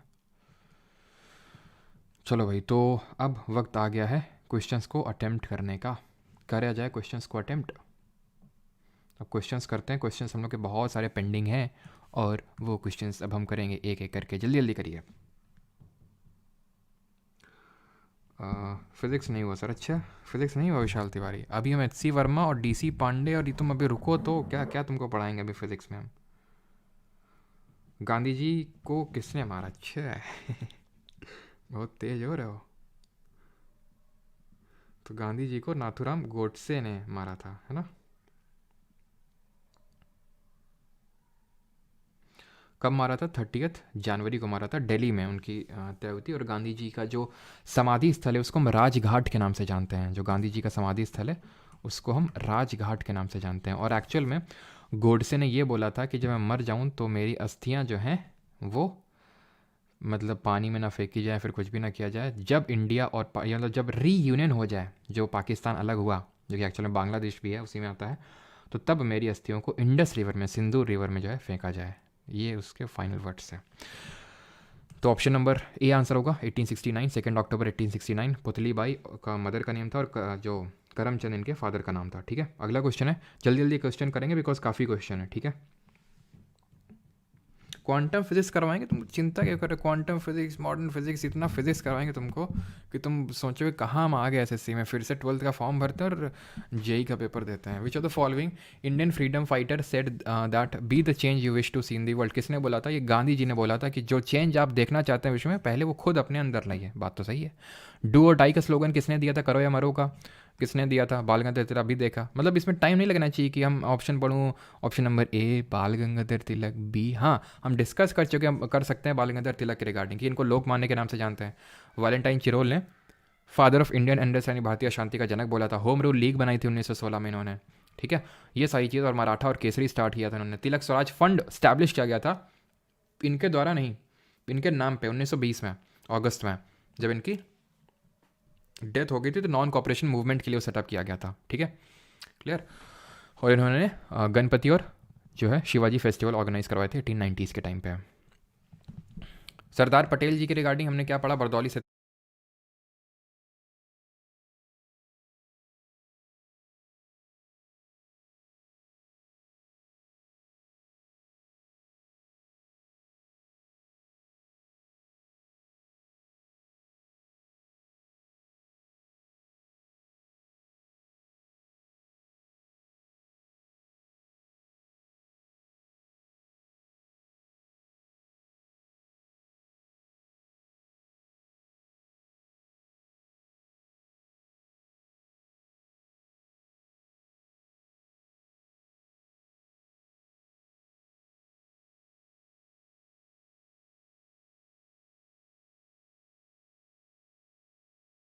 शिवाजी फेस्टिवल ऑर्गेनाइज करवाए थे 1890s के टाइम पे। सरदार पटेल जी के रिगार्डिंग हमने क्या पढ़ा? बरदौली सत्याग्रह में इनको सरदार का टाइटल मिला इनको, ठीक है, और खेड़ा सत्याग्रह में भी एक मेन लीडर रहे थे, ठीक है। अगला क्वेश्चन मतलब ऑप्शन नंबर सी इसका सही आंसर हो जाएगा, महात्मा गांधी, ठीक है। अगले क्वेश्चन पे आते हैं। In the dash Sarojini Naidu persuaded Mahatma Gandhi to allow women to join the movement? तो किस मूवमेंट में सरोजिनी नायडू ने परसुएट किया था गांधी जी को कि भाई वुमेन्स को भी अलाउ करिए मूवमेंट ज्वाइन करने के लिए? QIM, चंपारण, सॉल्ट सत्याग्रह, फिर नॉन कॉपरेशन मूवमेंट? तो ये एक्चुअल में था CDM, सरोजिनी नायडू। अगर आपको याद आ रहा हो, सिविल डिसोबीडियंस मूवमेंट को लीड करी थी कहाँ से? धारसाना से, ठीक है। धारसाना से इन्होंने लीड किया था गुजरात में, मैंने कल भी बताया था, जो कि डांडी के पास पड़ती है जगह। तो आंसर क्या होगा? सॉल्ट सत्याग्रह। कब स्टार्ट हुआ था? ये जल्दी से बताएंगे। 12 मार्च को स्टार्ट हुआ था। कब तक चला था? 6 अप्रैल तक चला था। कितने डेलीगेट्स थे गांधी जी के साथ? 78 थे। साबरमती से लेकर डांडी तक का मार्च निकाले थे गांधी जी, ठीक है। आगे बढ़ते हैं। In which of the following years did Subhash Chandra Bose refer to Mahatma Gandhi as the father of nation? यानी कि निम्नलिखित में से किस वर्ष सुभाष चंद्र बोस ने महात्मा गांधी को राष्ट्रपिता कहा था? किस साल कहा था? तो भी मैंने बताया, रेडियो, सिंगापुर, 1944 ऑप्शन नंबर। ये तो होगा नहीं ऑप्शन, बिकॉज 1939 में तो वो वहीं पे थे, ठीक है। तो आंसर होगा यहाँ पे 1944, ठीक है, ऑप्शन नंबर बी आंसर होगा। अगला क्वेश्चन है, अगला क्वेश्चन है ये, आफ्टर डैश, नहीं 42 नहीं होगा, 1944 ही होगा सिंगापुर में, ठीक है, आप चेक भी कर सकते हो अगर आपको डाउट है तो। After dash Mahatma Gandhi called off the non cooperation movement? Gandhi ji ने क्यों असहयोग आंदोलन को वापस ले लिया? हम सभी जानते हैं, चौरी चौरा हत्याकांड हुआ था, ठीक है, ऑप्शन नंबर बी। कब हुआ था? 1922 में। मुझे लगा भूत आ गया। Question number 7, the All India Khilafat conference in November 1999 took place at? क्योंकि आज मैं हूँ अकेला और मुझे लग रहा है डर एकदम, मुझे बार बार लग रहा है पीछे से भूत आ गया। तुम लोग डराते रहते ना सर, भूत की कहानी सुनाओ। अगला क्वेश्चन है नवंबर 1919, तो किसने मतलब जो ऑल इंडिया कॉन्फ्रेंस, खिलाफत कॉन्फ्रेंस कहाँ पे हुई? तुम लोगों ने देखा था दिल्ली में हुई थी, ठीक है, जहाँ पे डिसाइड किया था कि भाई नॉन कॉपरेट करेंगे गवर्नमेंट के साथ। और गांधी जी ने इसमें अपॉर्चुनिटी देखी थी कि भाई हिंदूज को भी इसमें मिला लेते हैं। कांग्रेस इन्होंने बोला, कांग्रेस ने पहले मना कर दिया, बाल गंगाधर तिलक भी उस समय जिंदा थे, मना कर दिया। और जब उनकी डेथ हो गई उसके बाद कैलकाटा सेशन में अप्रूव किया, नागपुर सेशन में एंडोर्स किया, नॉन कॉपरेशन को लॉन्च कर दिया, ठीक है। In dash doctor Bhimrao Ambedkar negotiated the Poona pact with Mahatma Gandhi? तो वो कौन सा साल था? 1932, 30, 33 या फिर 31? तो सही आंसर क्या होगा? सही आंसर होगा ऑप्शन नंबर ए, 1932, 1932। अगला क्वेश्चन है ये, who among the following called Netaji Subhash Chandra Bose a patriot of patriots? बताओ। चलो, तो अगर सही आंसर की बात करें तो Netaji Subhash Chandra Bose, who among the following called, okay, ठीक है, पैट्रियट्स ऑफ पैट्रियट्स, मतलब देशभक्तों का देशभक्ति किसने बोला था? गांधी जी नहीं बोला था, ठीक है। चितरंजन दास जी हैं बोस जी के गुरु थे, ठीक है, बोस जी के पॉलिटिकल गुरु थे, राजनीतिक, जैसे कि महात्मा गांधी के कौन थे? जल्दी से आप बताएंगे कमेंट में। अगला क्वेश्चन है 10th नंबर, the pact signed between Indian national Congress and All India Muslim League in 1916? कितना आसान है। 1907 में स्प्लिट हुआ, सूरत स्प्लिट, और 1916 में लखनऊ सेशन में पैक्ट साइन हुआ, जहां पे इन लोगों ने जॉइंट डिमांड्स रखी और उन जॉइंट डिमांड्स को, उनमें से कुछ डिमांड्स को Government of India Act 1919 Montagu Chelmsford reforms में अडॉप्ट किया गया, माना गया। 11th, who among the following founded the Swaraj party 1923। अब अगर तुमने गलत कर दिया ना, सही बता रहे इंस्टाग्राम की कसम तुमको फिर मुठवा लेंगे तुम्हारे घर से। आज ही हमने रील डाली है, ठीक है, इंस्टाग्राम पे, और बहुत मेहनत लगती है उसमें, तो इस वजह से थोड़ा तो उसका इज्जत करो। और आंसर क्या होगा इसका? सी आर दास और मोतीलाल नेहरू। इसके पहले प्रेसिडेंट थे सी आर दास और मोतीलाल नेहरू पहले सेक्रेटरी थे। हमने ये देखा था कि 1922 में जब वापस ले लिया था असहयोग आंदोलन को, नॉन कॉपरेशन मूवमेंट को गांधी जी ने, तो एक पॉलिटिकल वैक्यूम क्रिएट हो गया था कि करें तो करें क्या, बोलें तो बोलें क्या। तो फिर कुछ ने बोला कि हम बॉयकॉट को कंटिन्यू रखते हैं, जो काउंसिल्स का बॉयकॉट कर रहे थे, और एक बोलते हैं कि नहीं इसको एंट्री करते हैं। तो जो बोले थे कंटिन्यू रखते हैं, नहीं कोई चेंज नहीं करते हैं, नो चेंजर्स, और जो दूसरे वालों को बोला प्रो चेंजर्स। गांधी जी पहले initially was opposed to the pro changers, but finally 1924 में जब गांधी जी जेल से छूट के आते हैं, बेलगाम सेशन होता है कांग्रेस का, जो ओनली सेशन है दैट गांधी जी प्रेसाइडेड, वहाँ पे वो स्वराज की तरफ अपना सपोर्ट दिखाते हैं, प्रो चेंजर्स की तरफ, जिन्होंने ऑल इंडिया खिलाफत स्वराज पार्टी बनाई थी 1923 में। सी आर दास प्रेसिडेंट और मोतीलाल नेहरू, जवाहरलाल नेहरू के जो पिता थे, वो पहले उसके सेक्रेटरी थे। वो among the following persuaded Mahatma Gandhi to allow women to join the salt satyagraha movement.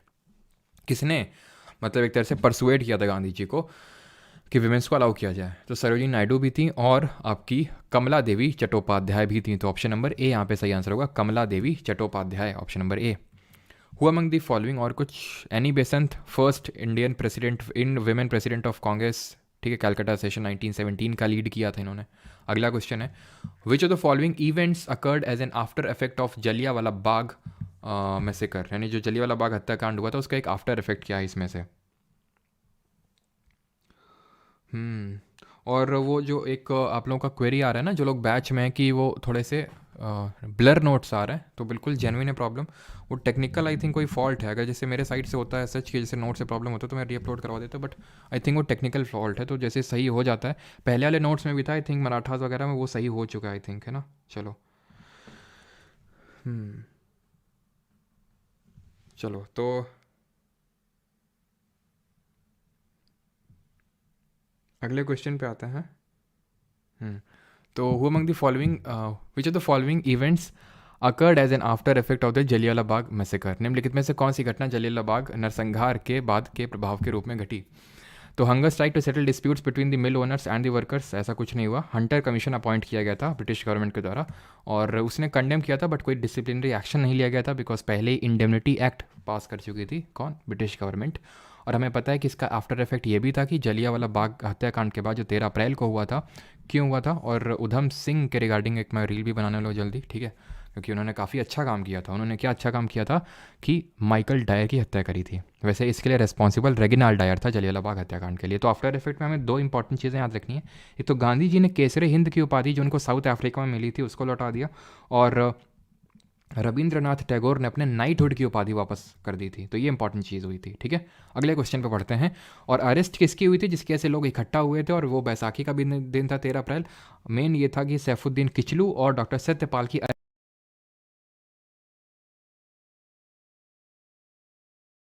Arrest हुई थी। वो जो रॉलेट सत्याग्रह हुआ था, एंटी रॉलेट मतलब रॉलेट कमीशन, रॉलेट एक्ट के खिलाफ जो रॉलेट सत्याग्रह हुआ था, उसमें उन लोगों की अरेस्ट हुई थी, जिसको कि ब्लैक एक्ट बोला था गांधी जी ने। Who among the following was the leader of खिलाफत मूवमेंट? का लीडर कौन था? मौलाना अली, शौकत अली, ये सब लीडर थे। और कौन था? हसरत मोहनी, मौलाना अबुल कलाम आज़ाद, जो कि हमारे देश के पहले एजुकेशन मिनिस्टर और कांग्रेस के यंगेस्ट प्रेसिडेंट भी रहे थे at the age of 35। Bhagat Singh 1926 Punjab नौजवान भारत सभा, 1928 सॉन्डर्स की हत्या, 1929 Bombay central legislative assembly, 1931 23 March was hanged. ठीक। ज्योतिबा फूले 1873 क्या बनाया था उन्होंने? जल्दी से बताइए। सत्य शोधक समाज बनाया था, और गुलामगिरी और सार्वजनिक सत्य धर्म इनकी किताबों का नाम है। In which year did Mahatma Gandhi first introduced a nation wide satyagraha in India? पहला नेशन वाइड, पहला इंपॉर्टेंट है, पहला नेशन वाइड सत्याग्रह। तो देखिए 1915 में तो 9 जनवरी को गांधी जी वापस ही आए थे साउथ अफ्रीका से, प्रवासी भारतीय दिवस। 1917 चंपारण, 1918 अहमदाबाद मिल स्ट्राइक, 1918 खेड़ा सत्याग्रह। ठीक है, बैक टू बैक इन्होंने 3 हिट्स मारे। और उसके बाद, बट ये ऑल इंडिया नहीं थे, चंपारण बिहार में लिमिटेड था ये। 1988 1918 अहमदाबाद, खेड़ा अगेन, खेड़ा गुजरात में पड़ता है, तो ऑल इंडिया नहीं था। ऑल इंडिया 1919 में रॉलेट एक्ट के खिलाफ जो है पहला नेशन वाइड सत्याग्रह इन्होंने ऑर्गेनाइज किया था। क्लियर, आगे बढ़ते हैं। Which of the following is not a reason for showing down the, okay चलो पढ़ लेते हैं statements. Due to the absence of alternative Indian institution, boycott of British institution proposed a problem. Leaders of movement shifted their focus toward domestic work, thus created a void. Many lawyers resigned, but then absence of income for a longer period of time compelled them to rejoin. Khadi cloth was often the more expensive in the mass produced mill cloth and poor people could not afford it. Question I think showing का मतलब क्या है, which is not even for showing down the. I think answer मतलब statement पढ़ के जो मुझे थोड़ा सा लग रहा है आंसर यहाँ पे ऑप्शन नंबर डी होना चाहिए, बट मुझे कंफर्म करना पड़ेगा कि ये शोइंग एक्चुअल में था क्वेश्चन में कि टाइपिंग मेरे इसमें मिस्टेक है कुछ. वैसे आंसर तो डी होना चाहिए अगर सारी चीज़ें सही हैं तो. ठीक है, बाकी इसको मैं स्किप करना चाहूँगा. Question number 17. In which year did Mahatma Gandhi led the Champaran movement against the indigo planters?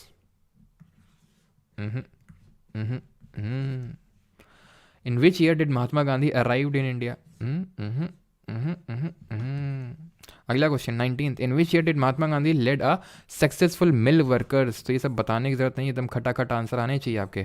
ठीक है, 17 में चंपारण, 18 में अहमदाबाद और खेड़ा दोनों हुए थे. After Mahatma Gandhi's release from prison in January 1931 Congress leaders met at. कहाँ पे कांग्रेस लीडर जो है मिले थे 1931 में, जब उनकी रिलीज़ हो गई थी प्रेजेंस. रिलीज़ क्यों करी थी, किसने करी थी? इरविन ने करवाई थी ताकि पैक्ट साइन करवा सके. पैक्ट साइन हुआ था, इरविन ने कुछ गांधी जी की डिमांड मानी, गांधी जी ने कुछ इरविन की डिमांड मानी. गांधी जी ने क्या डिमांड मानी कि सेकंड राउंड टेबल कॉन्फ्रेंस जो दूसरी गोलमेज सम्मेलन है उसमें हिस्सा लेंगे और सीडीएम को अभी के लिए सस्पेंड कर देंगे. और इरविन ने क्या माना था कि जो लोग कन्विक्टेड नहीं है वायलेंस उनको रिलीज़ किया जाएगा, सॉल्ट मेकिंग के राइट्स दिए जाएंगे और जिनकी प्रॉपर्टी सीज करी गई थी अभी थर्ड पार्टी को सेल नहीं करी गई है तो उसको भी वापस कर दिया जाएगा. ठीक है, बट उसके बाद हमें पता है कि इस गांधी इरविन पैक्ट को एंडोर्स करने के लिए और सेकेंड राउंड टेबल कॉन्फ्रेंस में पार्टिसिपेट करने के लिए एक सेशन होता है.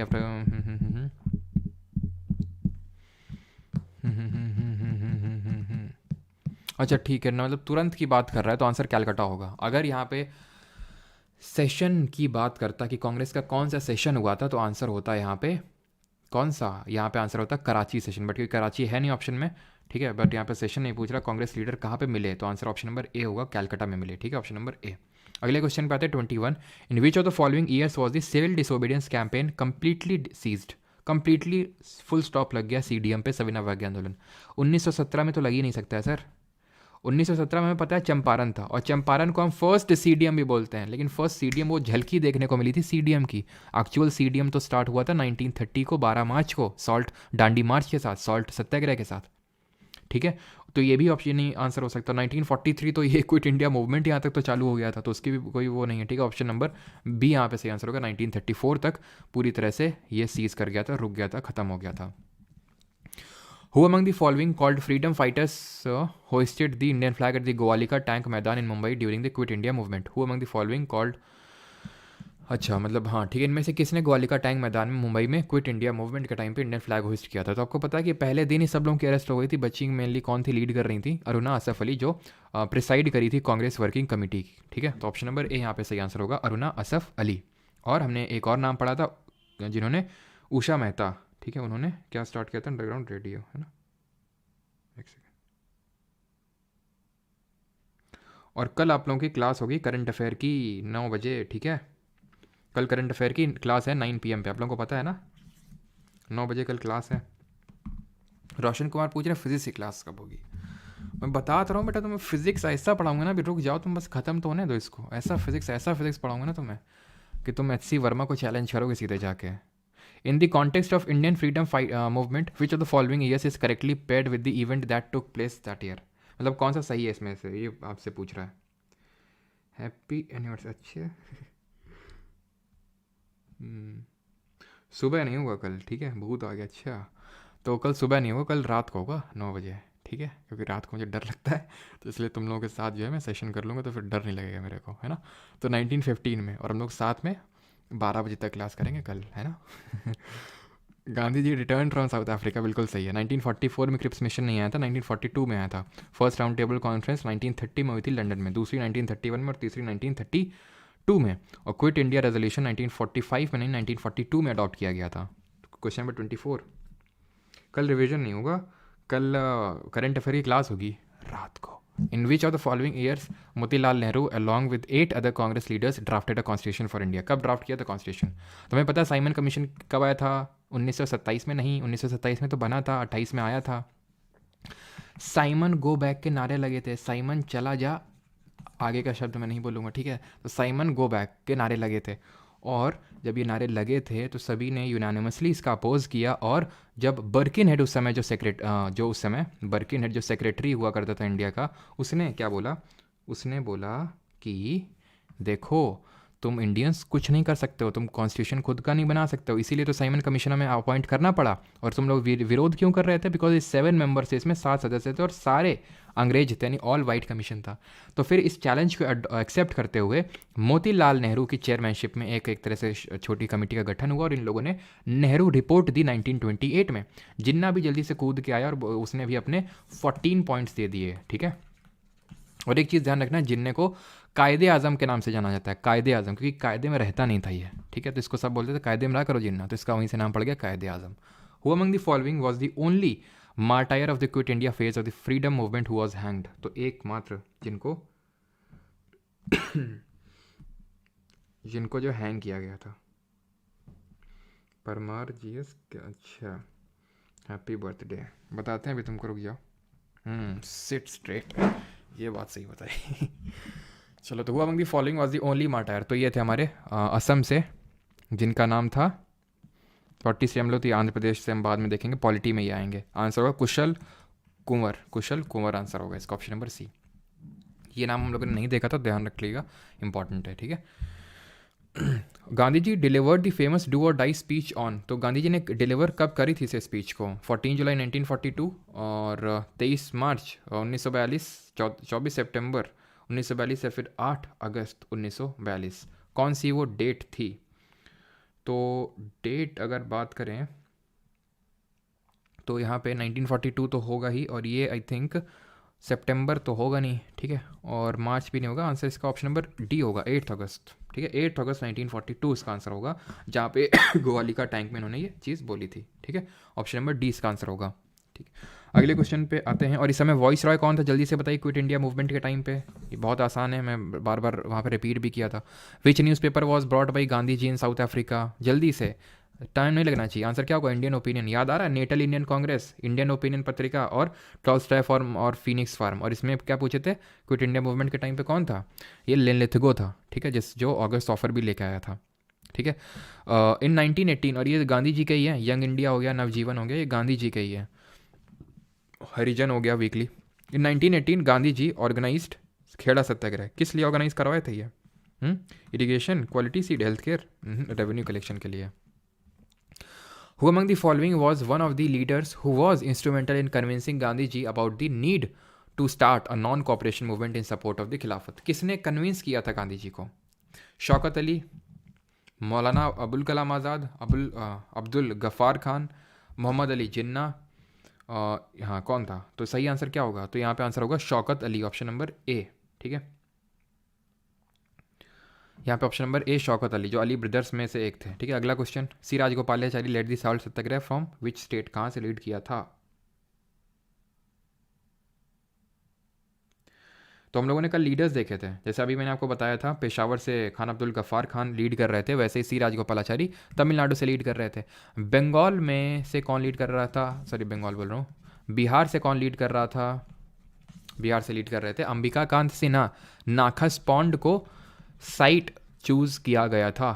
और अगर हम कुछ बात कर लेते हैं, जैसे कि और बात कर लेते हैं, कहाँ से हमने देखे थे? केरला से के केलप्पन लीड कर रहे थे, वाईकॉम सत्याग्रह के जो हीरो हैं वो लीड कर रहे थे, ठीक है। धारसाना से कौन लीड कर रही थी हमारी? धारसाना से लीड कर रही थी Sarojini Naidu. Who among the following earn the sobriquet Bharat Kokila from Mahatma Gandhi? किसने अर्न किया title? Sarojini Naidu, Annie Besant, Toru Dutt, या फिर सुचेता कृपलानी? तो सही आंसर होगा यहाँ पे सरोजिनी नायडू, ऑप्शन नंबर ए यहाँ पे सही आंसर होगा, ठीक है। The second round table conference was held in 1931 in which of the following countries? कहाँ पे हुई थी दूसरी वाली, जिसमें कि कांग्रेस और गांधी जी ने पार्टिसिपेट किया था? Gandhi ji led the second round table conference from the side of Congress. और तीनों में किसने पार्टिसिपेट किया था? अंबेडकर जी ने किया था। आंसर क्या होगा? लंदन में हुई थी तीनों। 33 dash was a mentor to both Gandhi ji और जिन्ना। गांधी जी और जिन्ना दोनों के मेंटर एक ही थे, और वो कौन थे? गोपाल कृष्ण गोखले। देखो एक कैसा निकल गया ये, है ना। तो गोपाल कृष्ण गोखले ने जो है इनके पॉलिटिकल गुरु थे दोनों के, गांधी जी के और मोहम्मद जिन्ना के, ठीक है। चलिए आगे बढ़ते हैं। In which year was the first round table conference held in London, पहली गोलमेज सम्मेलन कहाँ पे हुई, सॉरी कब हुई, लंदन में हुई, ये दिया हुआ है। तो ये 1930 में हुई। सिंपल से क्वेश्चन है एकदम, ठीक है, लप्पू सा क्वेश्चन है, झींगुर बना के उड़ा देना एकदम। Who before going to the gallows had expressed his desire for keeping his ashes intact till India is reunited and throwing them into the Indus River। अभी बताया था थोड़ी देर पहले कि मेरे अस्थियों को मत बहाना, उनको तब तक संभाल के रखना जब तक इंडिया को रीयूनाइट ना कर दिया जाए। ये बोला था गोडसे ने, ठीक है। ऑप्शन नंबर बी, जिसने गांधी जी की हत्या करी थी। सूर्यसेन के बारे में हमने क्या पढ़ा था, जल्दी से याद करिए। सूर्यसेन याद आ रहा है कुछ? मास्टर दा, बंगाल में लीड किया था, जो अभी प्रेजेंट डे बांग्लादेश में पड़ता है, चिटगोंग आर्मरी रेड 1930 में, जहां विमेन का पार्टिसिपेशन देखने को मिला। कल्पना दत्त, बीनी घोष, सुनीति चंडेरी, ठीक है, ये सब ने भी पार्टिसिपेट किया, ठीक है। और भगत सिंह के बारे में तो क्या ही कहना, ठीक है, और उधम सिंह के बारे में भी क्या ही कहना, ये सब हम लोग पहले भी देख चुके हैं। द नोटेड फ्रीडम फाइटर शहीद Lakshmi Nayak belong to the state of, तो कहाँ से बिलोंग करती थी यहाँ शहीद लक्ष्मी नायक, तो नायक ये बिलोंग करती थी हमारी उड़ीसा से। ऑप्शन नंबर डी आंसर होगा। Third round table conference, when did quit India movement start, who among the following was called as Ajatashatru by Gandhi ji. Gandhi ji ने किसको अजात शत्रु बोला था? अजात शत्रु मतलब जिसका कोई शत्रु नहीं है, ठीक है, नो एनिमी, तो ये बोला था गांधी जी ने राजेंद्र प्रसाद को। ऑप्शन नंबर डी आंसर होगा। Which Indian had establish the Natal नहीं होगा, नेटल इंडियन कांग्रेस, ठीक है, की स्थापना किसने करी थी, किस भारतीय ने? जवाहरलाल नेहरू, गोविंद रानडे, महात्मा गांधी, फिर बाल गंगाधर तिलक। तो नेटल इंडियन कांग्रेस हम जानते हैं गांधी जी ने साउथ अफ्रीका में करी थी। राजघाट किसका समाधि स्थल है, जल्दी से बताएंगे, गांधी जी का है। विजय घाट किसका है? लाल बहादुर शास्त्री का है विजय घाट, ठीक है। The mother of Mahatma Gandhi, Putli Bai, ठीक है। सिंपल से क्वेश्चन है। Dash was awarded Kesare Hind की उपाधि किसको मिली थी 1915 में? हार्डिंगे ने दी थी साउथ अफ्रीका में, गांधी जी ने लौटाई थी जलियाला बाग मैसेकर के बाद, ठीक है। तो ऑप्शन नंबर बी आंसर होगा। और रविन्द्रनाथ टैगोर ने नाइटहुड की उपाधि वापस लौटाई थी, है ना। चलिए आगे। Which of the following was not a condition laid down in the Gandhi impact में कौन सी एक निर्धारित नहीं थी इसमें? Indian national Congress should stop civil disobedience movement, मतलब इसमें गांधी इरविन पैक्ट के संबंध में पूछ रहा है। तो Indian national Congress should stop, ये तो था, ये सही होगा। रिमूवल ऑफ सॉल्ट टैक्स, ये भी था। आप खादी आदि कुछ नहीं था उसमें, ठीक है, तो ये गलत होगा, मतलब इस तरह का कोई कंडीशन नहीं था। Participation in second RTC by Congress, ये भी तो था। सेकंड जो गांधी और इरविन जी के बीच में समझौते हुए थे, उसमें ये भी तो था कि गांधी जी ने माना था इरविन के बिहाफ पे कि ठीक है हम सेकंड राउंड टेबल कॉन्फ्रेंस में पार्टिसिपेट करेंगे। 45 इंडिया ऑफ माई ड्रीम्स, ये किताब किसकी स्पीचेस का कलेक्शन है? पटेल साहब का, नेहरू साहब का, गांधी साहब का, या फिर प्रसाद साहब का? तो आंसर है महात्मा गांधी जी का। ऑप्शन नंबर सी सही आंसर होगा, ठीक है। Who said the following words? A flag is necessity for all nations. Millions have died for it. यानी कि एक झंडा सभी देशों के लिए आवश्यकता है, लाखों लोग इसलिए किसके लिए मर गए हैं। तो लाखों नहीं होता, लाखों होता है, ठीक है। सरोजिनी नायडू, महात्मा गांधी, भीखाजी कामा, या फिर जवाहरलाल नेहरू? सही आंसर क्या होगा? महात्मा गांधी। सरोजिनी नायडू के बारे में सारी चीज़ें पढ़ चुके हैं। मैडम भीखाजी कामा कुछ याद आ रहा है आपको? Madam Bhikaji Cama was the first lady, या फिर फर्स्ट हम बोल सकते हैं person to hoist the national to hoist the Indian national flag at the foreign की सरजमी। इन्होंने स्टटगार्ड जर्मनी में झंडा फहराया था। कमेंट में आपको बताना है कि कब इन्होंने झंडा फहराया था, किस ईयर में स्टटगार्ड जर्मनी में झंडा फहराया था इन्होंने। अगला क्वेश्चन है, Mahatma Gandhi return to India from South Africa in which year? तो 9 जनवरी 1915। Option number B. Question number, अब यहाँ से हम कुछ मिसलेनियस यानी कि कुछ मिक्स टाइप ऑफ क्वेश्चन यहाँ से देखने वाले हैं। 1907 the Hindu college was established in 1791 at, कहाँ पे स्टैब्लिश हुआ था? 1791 में। तो ये बनारस में वो हुआ था, है ना, याद आ रहा आपको? जोनाथन डंकन, मैंने आपको बताया था Jonathan Duncan.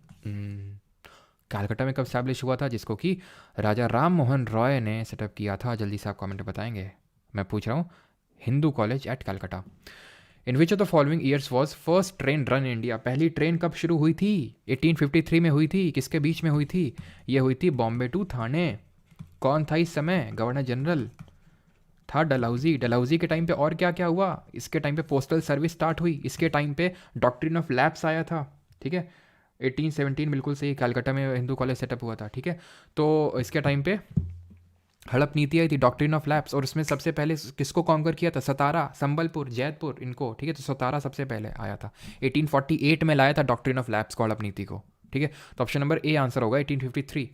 A history of British India is a work published by, British Bharat का इतिहास ये किसके द्वारा प्रकाशित एक कार्य है? कैनिंग, डलहौजी, मिल या फिर Hastings? A history of British India, तो हिस्ट्री ऑफ ब्रिटिश इंडिया है जेम्स मिल की किताब, ऑप्शन नंबर सी यहाँ पे सही आंसर है। History of British India, James Mill. 50th question, और तक यहाँ से हमारा लगता है Warren Hasting became the first governor general of Bengal in which year? पता है तो